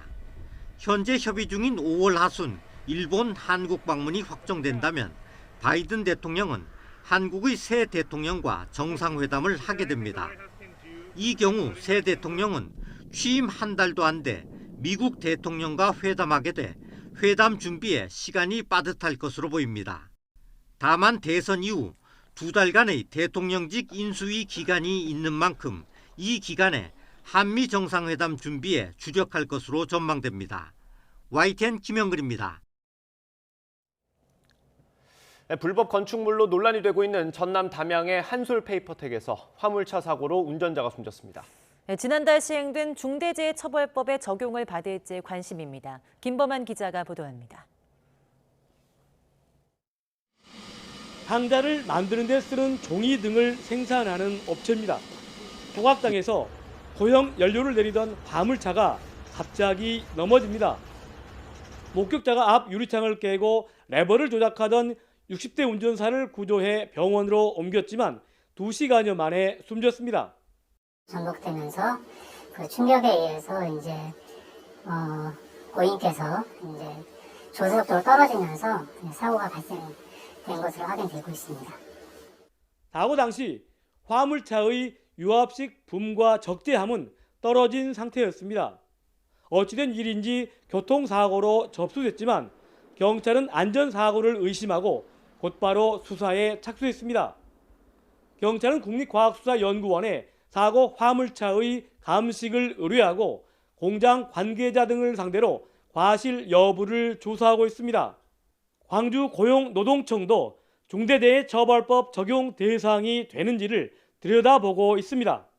모두 77건의 불법 건축물이 적발된 한솔페이퍼텍은 최근 한국국토정보공사의 측량 결과 건폐율과 용적률을 8.89%와 10.55%씩 늘린 사실이 추가로 드러났습니다. 담양군 의회 환경개선특별위원회는 한솔페이퍼텍에 대해 가능한 모든 행정 조치를 취하라고 담양군에 강력하게 촉구했습니다. 한솔페이퍼텍에서도 이제는 주민들이 무엇을 원하는지 다가와서 소통해서 서로 이렇게 협의가 됐고 또 한솔페이퍼텍에 대한 해결이 될 수 있도록 적극적으로 의회에서도 바라고 있습니다. 국유지를 무단 점유하고 마음대로 건물을 늘린 데다 악취 민원까지 끊이지 않으면서 30년 동안 주민과 갈등을 빚고 있는 한솔페이퍼텍. 산업재해 사망사고라는 악재까지 겹치면서 중대재해처벌법 4호 대상이 될 위기에 놓였습니다. YTN 김범환입니다. 중대재해처벌법이 시행된 지 아직 한 달이 채 되지 않았는데도 양주 채석장 붕괴 사고부터 여수 폭발 사고까지 노동자들의 사망 사고가 잇따르고 있습니다. 주무부처인 노동부는 수사에 열을 올리고 있지만 해당 기업들은 굴지의 대형 로펌을 앞세워 적극 방어하는 데 안간힘을 쓰고 있습니다. 박기환 기자가 보도합니다. 양주 채석장 붕괴 사고로 노동자 3명이 목숨을 잃은 건 지난달 29일. 중대재해처벌법이 시행된 지 이틀밖에 지나지 않았습니다. 열흘 뒤에는 경기도 판교 건설 현장에서 승강기 설치 작업자 2명이 추락해 숨졌고 전남 여수 산단에 있는 여천 NCC 화학공장에서도 폭발 사고로 무려 8명의 사상자가 발생했습니다. 중대재해처벌법 시행이 첫 발을 내디딘 이후 한 달도 채 안 된 사이에 노동자들이 소중한 목숨을 잃었습니다. 고용노동부는 즉각 칼을 빼들었습니다. 전문 인력을 각 지방청에 지원하고 압수수색을 위해 모두 100여 명의 근로감독관을 투입하기도 했습니다. 수사는 경영 책임자가 안전관리에 소홀했는지를 밝혀내는 데 집중되어 있습니다. 안전보건관리체계 구축과 이행에 대한 경영 책임자의 노력이 인정되어야 하는 만큼 유해 위험 요인을 묵인 방치하여 발생하는 중대재해에 대해서는 그에 상응하는 책임을 물어야 합니다. 사고 발생 이후 일제히 고개를 숙였던 기업들은 첫 처벌 사례가 되지 않기 위해 안간힘을 쓰고 있습니다. 국내에서 내놓으라 하는 5대 대형 로펌을 방패로 삼았습니다. 양주 채석장 붕괴 사고의 원청인 삼표산업은 김앤장과 광장을, 판교 추락사고 시공사인 요진건설산업은 태평양과 손을 잡았습니다. 가스 폭발 사고가 난 여천 NCC도 법무법인 율촌을 선임하고 추가 선임도 검토하고 있는 것으로 알려졌습니다. 대형 로펌들은 중대재해처벌법 시행 전부터 노동부와 경찰 출신 정관들을 영입해 자체 대응팀을 꾸린 상태입니다. 법 시행 취지보다는 경영자 보호에만 맞춰질까 우려하는 목소리가 적지 않습니다. 경영 책임자가 무엇을 할 것인가 이런 이제 사회적 논의나 또 대비 이런 게 중요한데 실제적인 현장의 변화보다는 처벌을 피하기 위한 꼼수 개발이 더 적극적으로 되는 것 같아서. 여러 논란 끝에 문재인 정부 말기에 어렵게 마련된 중대재해처벌법. 대선을 코앞에 둔 상황에서 정부 부처가 얼마나 의욕을 낼지도 지켜볼 일입니다. YTN 박견입니다. 오늘은 어제보다 더 추운 날씨가 찾아왔습니다. 현재 서울의 체감 온도는 영하 13도 선까지 곤두박질했는데요. 한낮에도 찬바람이 불며 종일 영하권 추위가 이어지겠습니다. 따뜻한 옷차림 해주셔야겠습니다. 충남 서해안과 호남 서부, 제주 산간에는 대설특보가 내려진 가운데 아침까지 눈이 조금 더 이어지겠고요. 낮 동안에는 잠시 소강 상태를 보이다가 늦은 오후부터 다시 이 지역을 중심으로 눈이 내리기 시작을 하겠습니다. 내일 새벽까지 제주 산간에는 최고 10cm, 호남 서부에도 최고 7cm의 많은 눈이 내리겠고요. 그 밖에 충청과 호남에도 1에서 5cm가량의 눈이 내려 쌓이겠습니다. 중부와 경북 내륙에는 한파특보가 내려진 가운데 현재 서울 기온은 영하 8.4도, 대전은 영하 8.6도, 부산은 영하 4.2도를 보이고 있습니다. 한낮에도 영하권 추위가 이어지겠는데요. 오늘 서울의 한낮 기온은 영하 3도, 대전은 영하 1도, 대구는 1도, 광주는 0도에 머물겠습니다. 다음 주까지 대체로 예년보다는 추운 날씨가 이어질 전망입니다. 지금까지 날씨 정보였습니다.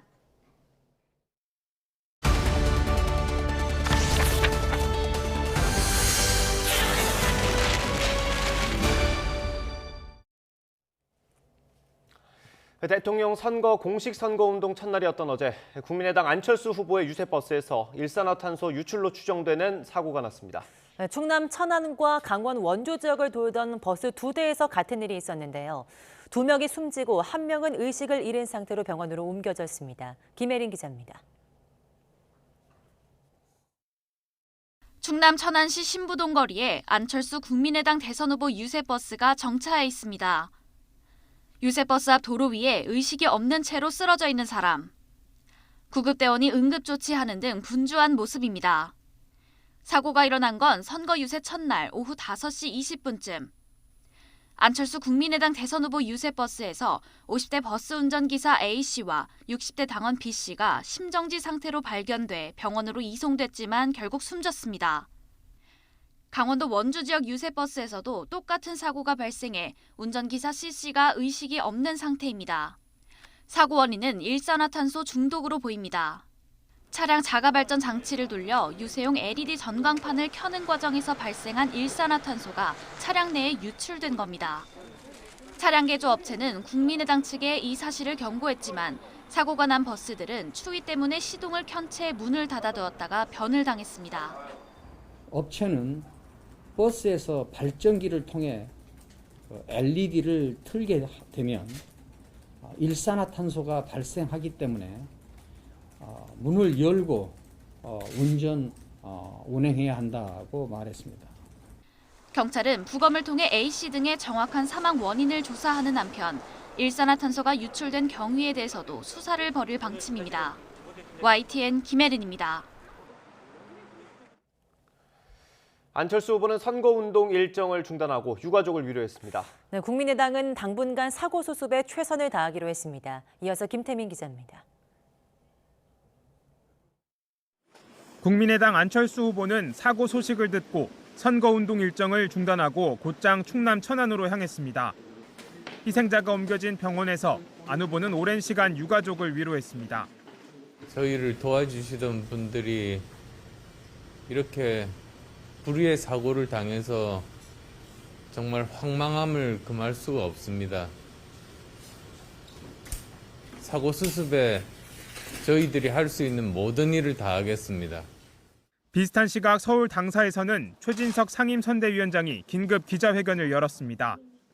최 위원장은 안 후보뿐 아니라 기초 단위의 선거운동도 모두 중단하기로 했다며 지금은 당의 부담을 생각할 때가 아니라고 말했습니다. 선거운동의 부담을 지금 생각할 때가 아니고 지금은 돌아가신 분과 입원해 계신 분들을 애도하고 그다음에 쾌유를 기원하고 하는 일이. 또 같은 업체에서 제작한 전국의 유세버스 18대도 운행을 전면 중단했다며 향후 선거운동 계획에 대해선 선대위 차원의 논의에 들어가겠다고 설명했습니다. 여야는 나란히 애도의 뜻을 전했습니다. 민주당과 이재명 후보는 유가족과 안철수 후보에게 깊은 위로의 마음을 보낸다고 밝혔고 국민의힘은 삼가 고인의 명복을 빌며 치료를 받는 분의 빠른 쾌유를 기원한다고 전했습니다. 정의당도 위로의 뜻과 함께 치열한 경쟁 속에 무엇보다 중요한 건 모두의 안전이라고 강조했습니다. 부인의 코로나19 확진에 이어 또다시 대형 악재를 마주한 안철수 후보는 남은 선거 기간 적지 않은 부담을 짊어지게 됐습니다. 선거운동을 언제쯤 재개할 수 있을지 불투명한 상황에서 사고에 대한 책임론까지 부각된다면 안 후보의 고심은 더욱 깊어질 수밖에 없습니다. YTN 김태민입니다. 공식 선거운동 이틀째인 오늘 더불어민주당 이재명 후보는 서울에 머물면서 수도권 표심을 공략합니다. 이 후보는 오늘 오전 서울 강남구에 있는 전국 개인택시 공제조합에서 정책 협약식을 열고 정오에는 서울 강남역에서 직장인들을 상대로 첫 점심 인사 유세를 벌일 예정입니다. 또 저녁에는 서울 송파구 잠실 세내역 앞에서 서울 시민을 상대로 유능한 경제 대통령 이미지를 부각하며 퇴근길 유세를 펼칠 계획입니다. 국민의힘 윤석열 대선 후보가 공식 선거운동 둘째 날을 맞아 호남에서 시작해 충북과 강원으로 향하는 종단 유세에 나섭니다. 먼저 윤 후보는 오늘 오전 전남권 거점 유세로 광주의 전통시장인 송정 매일시장을 찾은 뒤 전북 전주역 앞에서 대면 유세 활동을 벌입니다. 오후엔 대선과 함께 치러지는 국회의원 재보궐선거 지역인 충북 청주를 찾아 정우택 후보를 지원하고 마지막 강원 원주에선 젊은 층이 많이 찾는 문화거리에서 거리 요새를 펼칩니다. 정의당 심상정 후보는 전남 영암군에서 출근 유세에 나섭니다. 심 후보는 현대 사모중공업 정문에서 출근하는 근로자와 인사를 나눈 뒤 전남 목포의 시장을 찾아 선거운동을 펼칩니다. 이어 오후에는 여수 폭발사고 희생자 빈소를 찾아 조문하고 유족을 위로한 뒤 사고대책위원회를 찾아 산업안전 강화 필요성을 강조할 예정입니다. 러시아의 우크라이나 침공이 예측된 날을 하루 앞두고 푸틴 대통령이 전쟁이 아니라 협상을 원한다면서 한 발 물러섰습니다. 네, 실제로 일부 러시아 군대가 철수하고 있지만 서방 측은 우크라이나 사태와 관련한 고무적인 상황 변화는 없다면서 긴장을 늦추지 않고 있습니다. 보도에 이상순 기자입니다. 모스크바에서 올라프 숄츠 독일 총리와 만난 푸틴 러시아 대통령은 전쟁설을 일축했습니다. По поводу хотим мы этого или нет? Конечно, нет.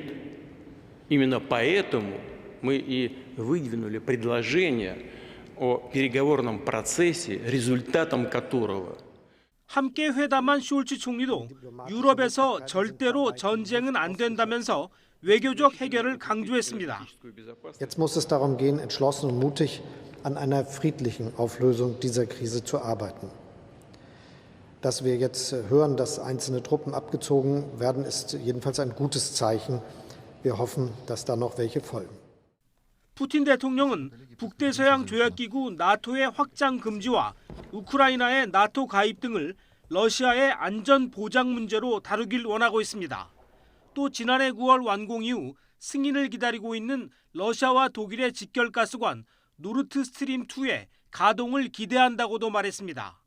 이번 회담을 계기로 우크라이나에서의 전쟁 위기는 일단 넘겼지만 서방 측은 의심을 거두지 않고 있습니다. 보리스 존슨 영국 총리는 더 나아가 러시아의 의중이 대화인지 대결인지 잘 모르겠다고까지 했습니다. That means withdrawing the battalion tactical groups away from a potential theatre of conflict, not constructing field hospitals on the border with Belarus and between Belarus and Ukraine, a sense that things are being scaled back, scaled down. 이런 가운데 우크라이나는 국방부 웹사이트와 최대 상업은행인 프리바트 방크 등이 디도스 공격을 받아 업무 차질이 빚어졌다고 밝혔습니다. 우크라이나 사이버 보안센터는 러시아를 공격 배후로 추정하고 있습니다. 서방에서는 러시아가 군사적 침공 외에 우크라이나에 사이버 공격을 가할 수 있다는 관측을 내놓기도 했습니다. YTN 이상순입니다. 조 바이든 미국 대통령은 현지 시간 15일 러시아가 우크라이나 국경 인근에서 일부 병력을 철수했다고 발표한 것과 관련해 러시아군의 철군을 확인하지 못했으며 러시아의 우크라이나 침공 가능성이 여전히 높다고 우려했습니다. 바이든 대통령은 러시아의 우크라이나 침공일로 예측한 16일을 하루 앞둔 오늘 대국민 연설을 통해 이같이 밝히고 러시아의 침공 가능성은 여전히 높으며 러시아의 우크라이나 공격에 단호하게 대응할 준비가 돼 있다고 말했습니다. 바이든 대통령은 특히 러시아 정부가 발표한 우크라이나 국경 지역에서의 일부 러시아군 철수 주장에 대해서는 아직 검증하지 못했다며 우크라이나 국경 인근에 여전히 러시아군 15만 명이 배치돼 있다고 덧붙였습니다. 우크라이나를 둘러싼 긴장이 고조되면서 우리 정부는 임차 버스를 동원해 우리 국민들을 대피시키는 데 속도를 내고 있습니다. 폴란드 등 인접국으로 서둘러 이동시키고 있는데요. 오늘까지 170여 명이 남아 있을 것으로 추산됩니다. 이교준 기자입니다. 우크라이나에 현재 체류 중인 국민은 자영업자 80여 명과 선교사 60여 명, 공관원 등 197명입니다. 여기에서 20여 명이 곧 철수할 것으로 보입니다. 여행 금지 발령 후에 즉시 대피, 철수를 독려 중이며 내일까지는 170여 명으로 감소될 것으로 예상됩니다. 외교부가 지난 11일 여행 금지 발령을 예고했을 때에 비해 나흘 만에 144명 추가 철수한 데 이어 절반 수준으로 줄어들 전망입니다. 우크라이나 주재 대사관은 신속한 철수를 위해 오는 18일까지 매일 1회 키예프에서 폴란드 접경 지역 리비우로 이동하는 임차 버스를 운영합니다. 폴란드라 루마니아 등으로 원활하게 입국할 수 있도록 관련국들과 긴밀히 소통하고 있습니다. 이와 함께 잔류 의사를 밝힌 영주권자 등 50여 명에 대해 설득 작업을 계속하면서 대피처 확보 등 추가 안전 조치도 강구하고 있습니다. 군은 긴급사태 발생에 대비해 군수성기 투입 등 준비 태세를 갖추고 있습니다. 우크라이나 상황과 관련해서 국방부의 지원 요청이 오면 재외 국민 이송을 위해 적극 협조할 예정입니다. 국방부는 프랑스 등 관련국들과 정보를 공유하며 지속적인 협력 체계를 유지하고 있다고 밝혔습니다. 정부는 우방국들과 대응 방안을 조율하면서 우크라이나를 돕기 위한 공적 개발 원조와 인도적 지원 확대도 검토하고 있습니다. YTN 이교준입니다. 한미 외교당국이 조 바이든 미국 대통령의 올해 상반기 한국 방문에 대해 논의 중인 것으로 알려졌습니다. 한미 양국은 현지 시간 15일 바이든 대통령이 오는 5월 후반 미국과 일본, 인도, 호주 4개국의 대중국 견제협의체인 쿼드 정상회의 참석을 위해서 일본 방문을 추진하는 계기에 방한하는 방안을 유력하게 검토하고 있는 것으로 전해졌습니다. 바이든 대통령의 한국, 일본 순방이 확정되면 바이든 대통령은 지난해 1월 취임 이후 처음으로 인도 태평양 지역의 두 핵심 동맹국을 찾게 되는 셈입니다. 현재 협의 중인 5월 하순 방일이 확정된다면 바이든 대통령은 한국의 새 대통령과 정상회담을 하게 될 것으로 보입니다.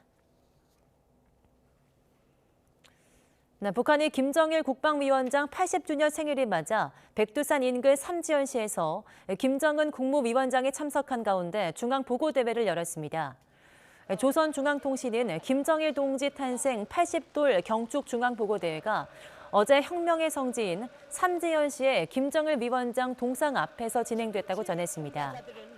행사에는 최룡해 최고인민회의 상임위원장과 조용원 당 조직비서, 김덕훈 내각총리가 참석했고 김정은 위원장의 동생인 김여정 당 부부장도 자리했습니다.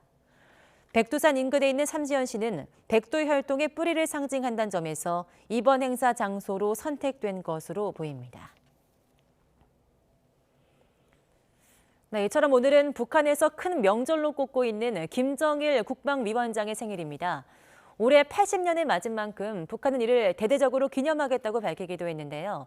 일단은 내부 결속에 집중하는 분위기인데 대외 메시지를 내놓을지도 주목됩니다. 한현희 기자입니다. 김정일 국방위원장 생일 80주년을 맞아 북한은 축제 준비에 한창입니다. 경축 모임과 문화예술 공연, 전시는 물론 체육 경기처럼 코로나19 사태 이후 중단했던 대중 행사도 재개했습니다. 기념 주화를 발행하는가 하면 신문과 방송에서도 연일 김정일 국방위원장의 생전 활동을 부각하고 있습니다. 우리 장군님은 참으로 인민의 자애로운 어버이시였습니다. 축제 분위기 띄우기에는 김정은 국무위원장도 가세했습니다. 최근 공개 행사에 선글라스에 카키색 점퍼 차림으로 등장했는데 아버지가 생전 외부 공개 행사 때 자주 착용하던 복장인 만큼 생일을 앞두고 향수를 자극하기 위한 것이 아니냐는 분석이 나옵니다. 주목받았던 열병식은 진행되지 않을 가능성이 커 보입니다. 지난달부터 준비 동향이 파악되긴 했지만 주목할 만한 변화나 임박했다는 특별한 징조는 없다는 겁니다. 과거에 없던 새로운 형태의 행사보다는 기존에 진행해온 행사를 더 다채롭고 규모 있게 하는 것으로 보인다는 관측입니다. 정치 행사 준비 동향에 대해서도 우리 군은 면밀히 주시하고 있습니다. 일단은 북한이 김정일 생일을 활용해 코로나19로 길어진 국경 봉쇄로 악화한 민심을 달래며 내부 결속에 집중하는 것으로 보이는데 최근 한미일 외교장관의 대화 메시지에 대한 언급도 있을지 주목됩니다. YTN 한현입니다.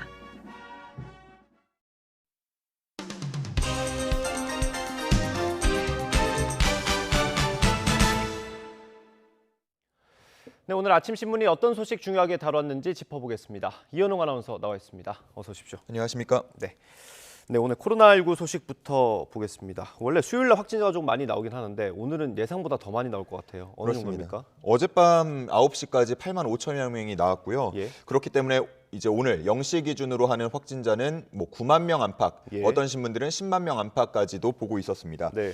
하루 만에 3만 명 넘게 급증하다 보니까 아무래도 걱정하는 분들 많으실 것 같은데요. 예. 문제는 과연 그러면 언제가 어디가 정점이냐라는 겁니다. 네. 중앙일보에 실린 기사를 보면요. 해외 코로나 상황과 우리 상황을 그래프로 비교한 기사가 있었는데 네. 가장 위쪽에 가장 빠르게 증가했던 모습이 영국 갈색으로 표시가 되어 있고요. 그다음에 빨간색 그래프가 미국 상황입니다. 네. 그리고 우리나라는 파란색으로 나타나고 있는데 이게 10만 명당 하루 확진자 수를 나타내는 그래프입니다. 예. 보면은 움직이는 양상이 좀 다르다는 걸 확인할 수 있습니다. 일단 오미크론 확진자가 처음 발생한 거는 대부분 11월 말에서 12월 초로 비슷한데요. 미국과 영국은 빠르게 3주 만에 우세종이 됐고 그로부터 얼마 후에 정점을 찍고 급격히 내려오는 모습 확인할 수 있습니다. 네. 반면에 우리나라는 우세종까지 가는데 7주가 걸렸거든요. 예. 그러니까 미국이나 영국과 비교하면 2배 정도가 걸린 건데 거리 두기를 철저히 지키고 방역 패스를 도입하고 그러면서 피해 최소화 전략을 썼기 때문이라고 기사는 표현을 했습니다. 해외 같은 경우는 우세종이 된 다음 정점을 찍는 데까지가 4주에서 6주 정도 걸렸다고 하는데요. 예. 만약에 우리나라도 4주에서 6주 정도 후에 정점을 찍는다라고 본다면 다음 주 정도가 됩니다. 예. 근데 이렇게 우세종까지 가는 모습도 해외랑 달랐기 때문에 과연 정점까지 가는 모습이 해외랑 비슷한 패턴을 보일 것인가를 두고 관심이 모아지고 있는 상황이고요. 일단 다음 주까지의 상황이 중요하다고 볼 수 있겠습니다. 저 그래프만 봐도 아직 우리는 급상승하는 추세인 것처럼 보이네요. 예, 어디까지 올라갈지 모른다는 게 걱정을 낳고 있죠. 예.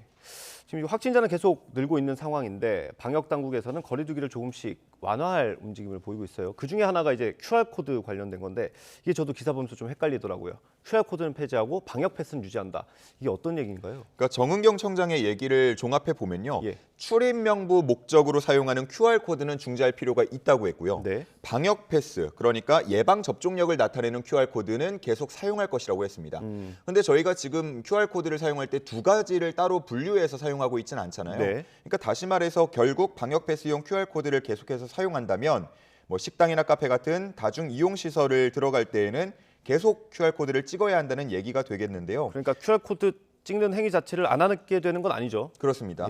뭐 예방 접종력을 나타내기 위해서 확인을 할 필요가 있기 때문에요. 이에 대한 반응이 동아일보에 실려 있었습니다. 좀 격하게 표현한 분은 말장난 같다라고 표현하기도 했고요. 자영업자로서는 어쨌든 방역 접종력을 확인해야 되기 때문에 달라질 게 없다. 업무가 줄어드는 건 아니다. 이런 반응도 있었습니다. 그리고 방역 패스 폐지보다는 영업시간 제한이나 사적 모임 인원 제한 완화를 해주는 것이 자영업자 입장에선 더 필요하다. 이런 반응도 있었다고 합니다. 일단 정은경 청장은 조만간 출입 명부용과 방역 패스용 QR코드를 구분해서 정리할 거라고 했는데요. 뭐 지금은 통합해서 사용하고 있지만 앞으로 어떻게 달라질지 그 정리되는 발표도 기다려보면 좋을 것 같습니다. 네, 지금 나오는 기사들 보면 그 모임 인원은 8명까지 그리고 밤 10시까지 모일 수 있게 하는 그런 방안들이 논의되고 있는 것 같아요. 금요일 날 발표될 예정이라고 하니까 좀 지켜보면 될 것 같고요. 다음 대선 관련 소식 보겠습니다. 어제 선거운동 첫날이었어요. 공식 선거운동 첫날이었는데 안타까운 사고가 있었습니다. 그렇습니다. 뭐 안타까운 일이 정말 발생했고요. 지지하는 후보와 관계없이 이 일을 접하고는 많은 분들 놀라셨고 안타까워하셨을 것 같습니다. 한국일보에 실린 기사 보도록 하겠습니다. 현재 정확한 원인은 조사 중인데요. 선거 유세용으로 개조한 차량의 LED 전광판에서 나온 일산화탄소가 문제가 된 것으로 추측이 되고 있습니다. 여기서 발전기를 쓰니까 거기서 문제가 있었을 수도 있죠. 그렇습니다. 하필 또 어제 날씨가 많이 추웠는데 그러다 보니까 문을 열지 않고 운행을 했던 것이 원인이 되지 않았나 추측이 되는 상황입니다. 안철수 후보는 일정을 전면 중단하고 병원으로 이동을 했고요. 다른 후보들도 안철수 후보에게 모두 위로 메시지를 보낸 것으로 알려졌습니다. 사고가 발생한 천안에 있는 버스 외에도 강원 쪽 유세 차량 운전기사도 쓰러져서 중태에 빠진 것으로 알려졌는데 국민의당이 개조해서 운행하는 유세 차량이 총 18대라고 해요. 단순히 과연 환기만 하면 해결될 문제인지 만약에 환기만 하면 된다면 이 추운 날 환기를 하고 그 체온 조절이나 이런 것들은 어떻게 할지 그리고 또 다른 문제는 없는지 철저히 조사가 이루어져야 할 것으로 보이고요. 아마 뭐 공식적으로 발표는 안 됐습니다만 다른 당도 마찬가지로 유세 차량을 점검할 것 같습니다. 일단 현재 운행 중인 차량을 점검해야겠고요. 무엇보다 중요한 건 지금 치료 중인 분께서 좀 빨리 회복을 하셨으면 좋겠습니다. 다음 대선 얘기 조금 더 해보겠습니다. 이제 3주 정도 남았는데 지지율 조사 나오는 거 보면 뭐 박빙입니다. 그래서 작은 변수도 사실 큰 영향을 줄 수 있는 것 같긴 한데 신문 기사들 어떻습니까? 끝까지 정말 알 수 없는 흐름으로 이어지고 있다 보니까 과연 남은 변수들은 무엇이 있느냐 그걸 조명한 기사가 한겨레 신문에 실려 있습니다. 총 4가지 정도로 정리를 했는데요. 가장 중요하게 가장 앞에 다룬 게 바로 야권 단일화였습니다. 한겨레 신문은 야권 단일화가 대선을 집어삼킬 수 있다라고 평가를 하기도 했는데 사자 대결로 보면은 여론조사에서 지지율이 각 박빙으로 다 나오지만 야권 단일화가 됐을 경우를 생각하면 대부분 여론조사에서 이재명 후보가 10%포인트 안팎으로 밀리는 것으로 나왔기 때문에 그만큼 야권 단일화가 주목이 된다고 했고요. 그리고 두 번째로 이번 대선의 특이한 점 중 하나가 샤이 보수가 아니라 샤이 이재명이다라고 썼습니다. 문재인 대통령의 국정운영 지지도 그리고 이재명 후보의 지지율 보면은 한 10%포인트 정도 차이가 나고 있는데 이 차이를 샤이 이재명으로 보는 시각이 있다고 하고요. 한편 민주당 내에서도 아니다. 샤이 이재명 없고 그저 부동층일 뿐이다라는 의견이 나오고 있다고 합니다. 이 두 가지 말고도 세대별 투표율이라던가 배우자 리스크를 중심으로 한 네거티브가 막판 변수가 될 수 있다고 한겨레 신문은 꼽았습니다. 이 선거할 때마다 궁금한 것 중에 하나가 사실 이 선거 비용 얼마나 들까 이런 건데 그 기사도 있더라고요. 그렇습니다. 역시나 한겨레 신문에 실려 있었고요. 상한선이 있다고 합니다. 513억 900만 원까지 선거 비용은 정할 수 있다고 합니다. 한 후보가 쓰는 게 513억인 거죠. 그렇습니다. 근데 이 거대 정당과 군소 정당의 선거 비용이 양극화되고 있다라는 그 내용이 한겨레 신문에 실려 있었는데요. 제목만 보시면 대선 비용 513억까지 허용되지만 군소 정당에는 그림의 떡이다라고 되어 있습니다. 민주당과 국민의힘은 상한액 513억 900만 원까지 모금을 완료한 상태라고 하는데 네. 보통 대선 후보 펀드 방식을 이용합니다. 그러니까 선거 자금을 쭉 받고 선거 후에 이자를 더해서 돌려주는 방식인데 이 방식을 이용할 수 있는 건 득표율 15%를 넘어서 선거 비용 전액을 보장을 받아야만 가능하다고 볼 수 있겠습니다. 예. 그렇기 때문에 다시 말해서 거대 정당 후보들만 선택 가능한 방식인데요. 그러다 보니까 군소정당 후보들은 이런 방식의 모금을 하기가 어렵습니다. 예. 오늘은 또 국고 보조금이 지급될 예정인데 국고 보조금은 의석수에 따라서 나눠지기 때문에 지급이 된다면 아마 정당별로 금액이 더 차이가 나게 될 것 같고요. 결국은 정의당은 돈이 들지 않는 선거운동 방식을 찾겠다고 했고 예. 안철수 후보 같은 경우는 개인 재산도 충당할 예정이라고 기사에 실려 있었습니다. 예. 안철수 후보 같은 경우는 며칠 전 기사 나온 거 보니까 안랩 주식으로 상당한 재산이 있는 걸로 그렇죠. 예, 공개가 됐더라고요. 네, 선거 비용은 사실 안철수 후보에게는 단일화 이슈와도 좀 맞물려 있기 때문에 어떻게 될지 지켜봐야 될 것 같습니다. 다음 소식 보겠습니다. 신변보호를 받던 여성이 전 남자친구에게 살해를 당하는 일이 있었네요. 이게 같은 사건이 계속 반복되는 것 같습니다. 그렇습니다. 제가 지금 보여드릴 신문 제목에도 또라는 얘기가 나오는데 참 이렇게 또라는 얘기를 계속 반복하게 하게 돼서 마음이 안타깝고 답답합니다. 예. 참극이 발생했는데요. 중앙일보 제목을 보면 스마트워치로 신고했지만 신변보호받던 여성 또 참극이라고 되어 있습니다. 네. 특히나 이번 사건은 사건 발생 이틀 전에 용의자에 대해서 구속영장이 신청됐다가 검찰에서 반려됐고요. 이후에 접근금지 조치가 내려졌지만 제 역할을 하지 못한 것으로 알려졌습니다. 네. 그렇기 때문에 전문가들은 이 신변보호의 실효성에 대해서 다시 한번 지적을 하고 있었는데요. 접근금지 조치만 내릴 게 아니라 보호 대상자를 지킬 수 있는 도구가 보완이 돼야 한다. 그저 스마트워치 가지고는 되지 않는다라고 얘기를 했고요. 또 전자발찌처럼 보다 철저하게 동선을 확인할 수 있고 실시간으로 감시할 수 있는 도구가 필요하다고 얘기하기도 했습니다. 네. 또 보호 대상자가 머물 임시 보호처가 마련돼야 한다는 의견도 있었고요. 접근 금지 등 긴급 응급 조치를 위반했을 때 부과되는 과태료가 최대 1,000만 원에 불과한데 처벌 수위를 높여야 한다는 의견도 나오고 있었습니다. 네, 결국 제도에 허점이 있고 또 제도가 약하다라는 얘기인 것 같아요. 좀 다시 한번 계속 점검을 해서 이런 일이 다시는 없었으면 좋겠습니다. 다음 올림픽 관련 소식 보겠습니다. 어제 좀 논란이 있었던 여자 피겨 경기가 있었죠. 우리 선수들 경기 어땠습니까? 우리 선수들 경기만 보면 굉장히 훌륭하게 잘했고요. 그 논란의 중심이 됐던 발리에바 선수가 결국은 1위를 차지했습니다. 그러게요. 예. 우리 선수를 보면 유영 선수가 6위를 차지했고요. 네. 그리고 김혜림 선수가 9위였습니다. 모두 25위 안에 들었기 때문에 내일 프리스케이팅에 출전할 수는 있게 됐습니다. 네. 어제 경기 보신 분들 아마 이런 똑같은 마음이셨을 것 같아요. 정정당당한 점프가 더 아름답다 이렇게 느끼셨을 것 같은데 서울신문에 실린 기사에도 우리 선수들 모습 나오지 않습니까? 네. 1위보다 더 빛나는 모습이라고 감히 말할 수가 있을 것 같습니다. 여자 선수로는 트리플 악셀이란 기술이 상당히 어려운 기술인데 유영 선수가 어제 도전했고요. 물론 완벽하게 성공해내진 못했지만 굉장히 멋진 시도로서 박수 받을 만했습니다. 유영 선수의 트리플 악셀 도전을 한유 유주르 선수의 쿼드러플 악셀 도전과 비교하기도 했는데요. 한국 여자 피겨의 수준을 올려놓는 의미가 있다라고 이 신문은 표현을 하기도 했습니다. 내일 프리스케이팅에서도 유영 선수 트리플 악셀 준비하고 있다고 하니까 내일은 또 멋지게 완벽하게 성공해냈으면 좋겠다는 마음도 듭니다. 유영 선수는 아직 10대더라고요. 17살이던데 앞으로 장래가 정말 촉망받는 선수인 것 같습니다.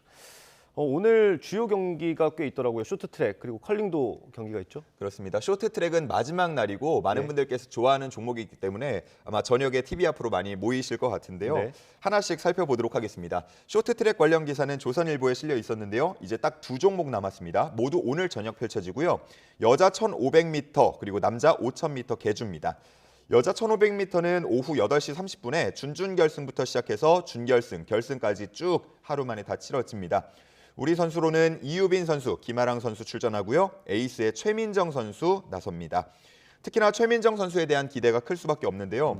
메달을 하나 더 추가하게 된다면 총 5개가 됩니다. 그래서 역대 동계올림픽 최다 메달리스트가 된다고 하니까 그 부분도 관전 포인트가 되겠고요. 최민정 선수가 이전까지 경기를 펼치면서 한 바퀴만 더 있었으면 좋았겠다라는 인터뷰를 했다고 합니다. 아쉬운 마음이 많이 들었다고 하는데 오늘은 마음껏 질주를 했으면 좋겠습니다. 한편 남자 5,000m 계주에는 황대헌, 곽윤기, 이준석, 박장혁, 김동욱 선수가 준비 중이고요. 9시 44분에 펼쳐집니다. 네. 아마 많은 분들께서 이 분홍색 머리를 한 곽윤기 선수에 대해서 주목을 많이 할 텐데요. 그동안 맏형이기도 하고 판정에 대한 거침없는 의견을 제시했다 보니까 곽윤기 선수의 그 질주하는 모습을 많이 기대를 하고 계십니다. 지금 왼쪽에 보면은 곽윤기 선수와 최민정 선수 모습 나란히 나와 있는데 뭔가 참 듬직하다는 생각이 들고요. 오늘 밤 기분 좋은 소식 들려줬으면 좋겠습니다. 한편 오른쪽에 나와 있는 안경 선배라는 이번에 별명을 얻었죠. 김은정 선수가 나온 중앙일보 기사인데요. 지난 일본전에서 정말 압도적인 경기력을 보이면서 4강의 희망 불씨를 키웠습니다. 오늘 2연전이 마찬가지로 펼쳐지는데요. 오전 10시 5분에 스위스전이 열리고 오후 9시 5분, 저녁 9시 5분에 덴마크전이 펼쳐집니다. 둘 모두 다 쉽지 않은 상대인 분명하지만 김은정 선수가 10개 국가 스킵 중에 샷 성공률 83%로 1위라고 해요. 이번에도 한번 믿고 보시면 좋을 것 같습니다. 네, 오늘 저도 열심히 응원할 텐데 개인적으로는 이 밤늦게 경기를 하는 게 일찍 자야 되는 저로서는 좀 아쉽습니다. 그렇습니다. 네, 아무튼 우리 선수들 경기 마지막까지 잘했으면 좋겠습니다. 네, 오늘 말씀 여기까지 듣겠습니다. 고맙습니다. 감사합니다.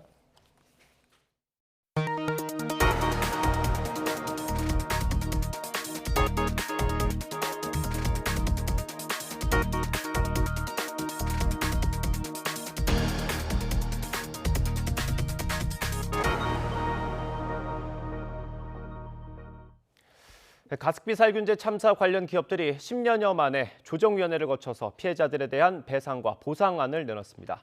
하지만 사실상 치료비 수준에 불과한 데다 피해 등급을 여러 단계로 나누고 상당수를 가장 낮은 등급으로 분류한 걸로 드러났습니다. 피해자들은 우롱당했다면서 분노를 터뜨렸습니다. 정현우 기자가 보도합니다. 1살 때부터 아들에게 가습기 살균제를 틀어준 이재성 씨. 아들이 돌연 천식으로 병원을 드나들게 되면서 치료비만 1,000만 원 넘게 들였습니다. 하지만 가습기 살균제 피해 구제 조정위원회가 11년 만에 내놓은 보상안에 따르면 아들이 받을 수 있는 금액은 최대 4천만 원. 태어나자마자 치명적인 질환을 앓은 채 평생 살게 됐는데 중증도가 낮다는 이유로 최저 등급이 책정된 겁니다. 미성년자의 경우에는 지금 질환이 없다 그래서 사실 질환이 심각하지 않다고 그래서 앞으로 나타날 질환에 대한 보상안이 너무 부족하다. 지난 2011년 가습기 살균제를 사용하다 29살 아들을 폐 질환으로 잃은 천병인 씨도 보상안이 어이없긴 마찬가지입니다. 미처 꿈을 펼쳐보기도 전에 숨진 아들에 대한 보상으로 제시된 금액은 최소 1억 5천만 원에서 최대 4억 원. 아들 목숨값을 돈으로 따질 순 없지만 중환자실을 오가며 쓴 돈만 1억 원이 넘는 걸 생각하면 우롱당한다는 느낌밖에 들지 않습니다. 대학원까지 다녔고 또 가정을 가지고 있고 또 얘까지 있는데 그거 너무 적지 않냐 그런 생각도 듭니다. 가습기 살균제 피해 구제 조정위원회가 제조 판매업체 의견 등을 참고해 가안으로 정한 배보상 방안이 전달되자 피해자들은 실망을 넘어 분노를 터뜨렸습니다. 살인기업과 조정위를 규탄한다! 배보상 방안 내용을 보면 먼저 가습기 살균제로 숨진 피해자 가족에겐 최소 1억 5천만 원에서 4억 원을 지원하도록 했습니다.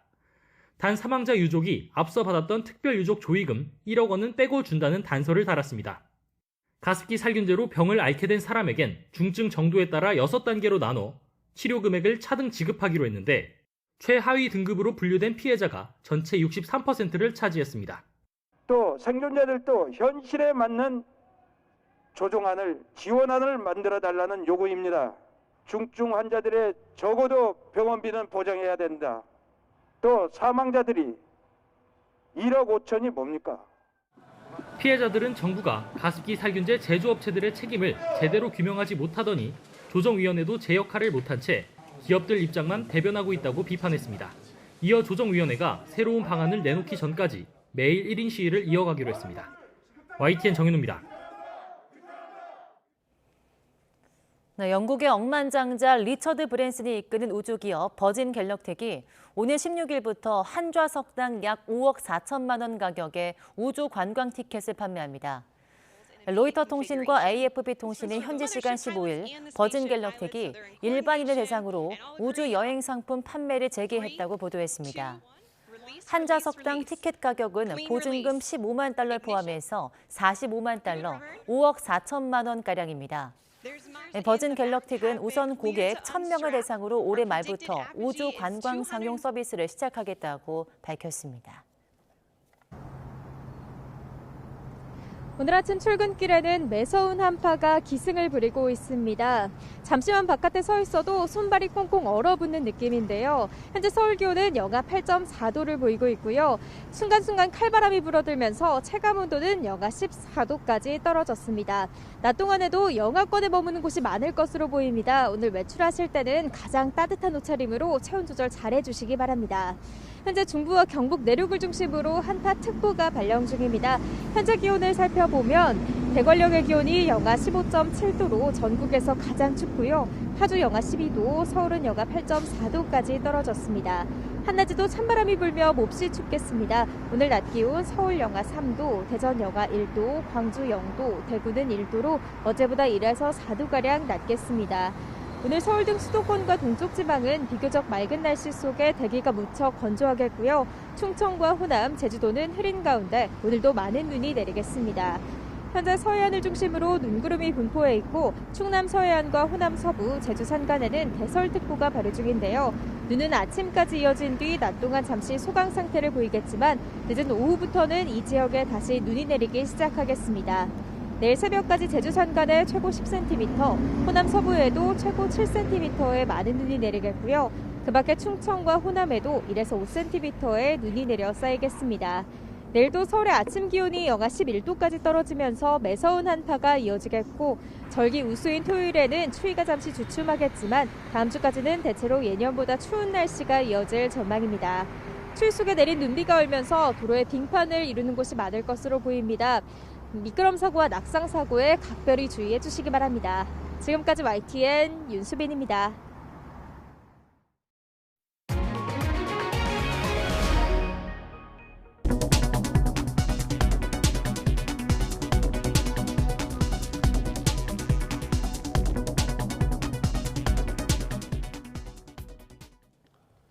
이상으로 굿모닝 YTN 마치겠습니다. 잠시 후 YTN 24가 이어집니다. 시청해주신 여러분 고맙습니다.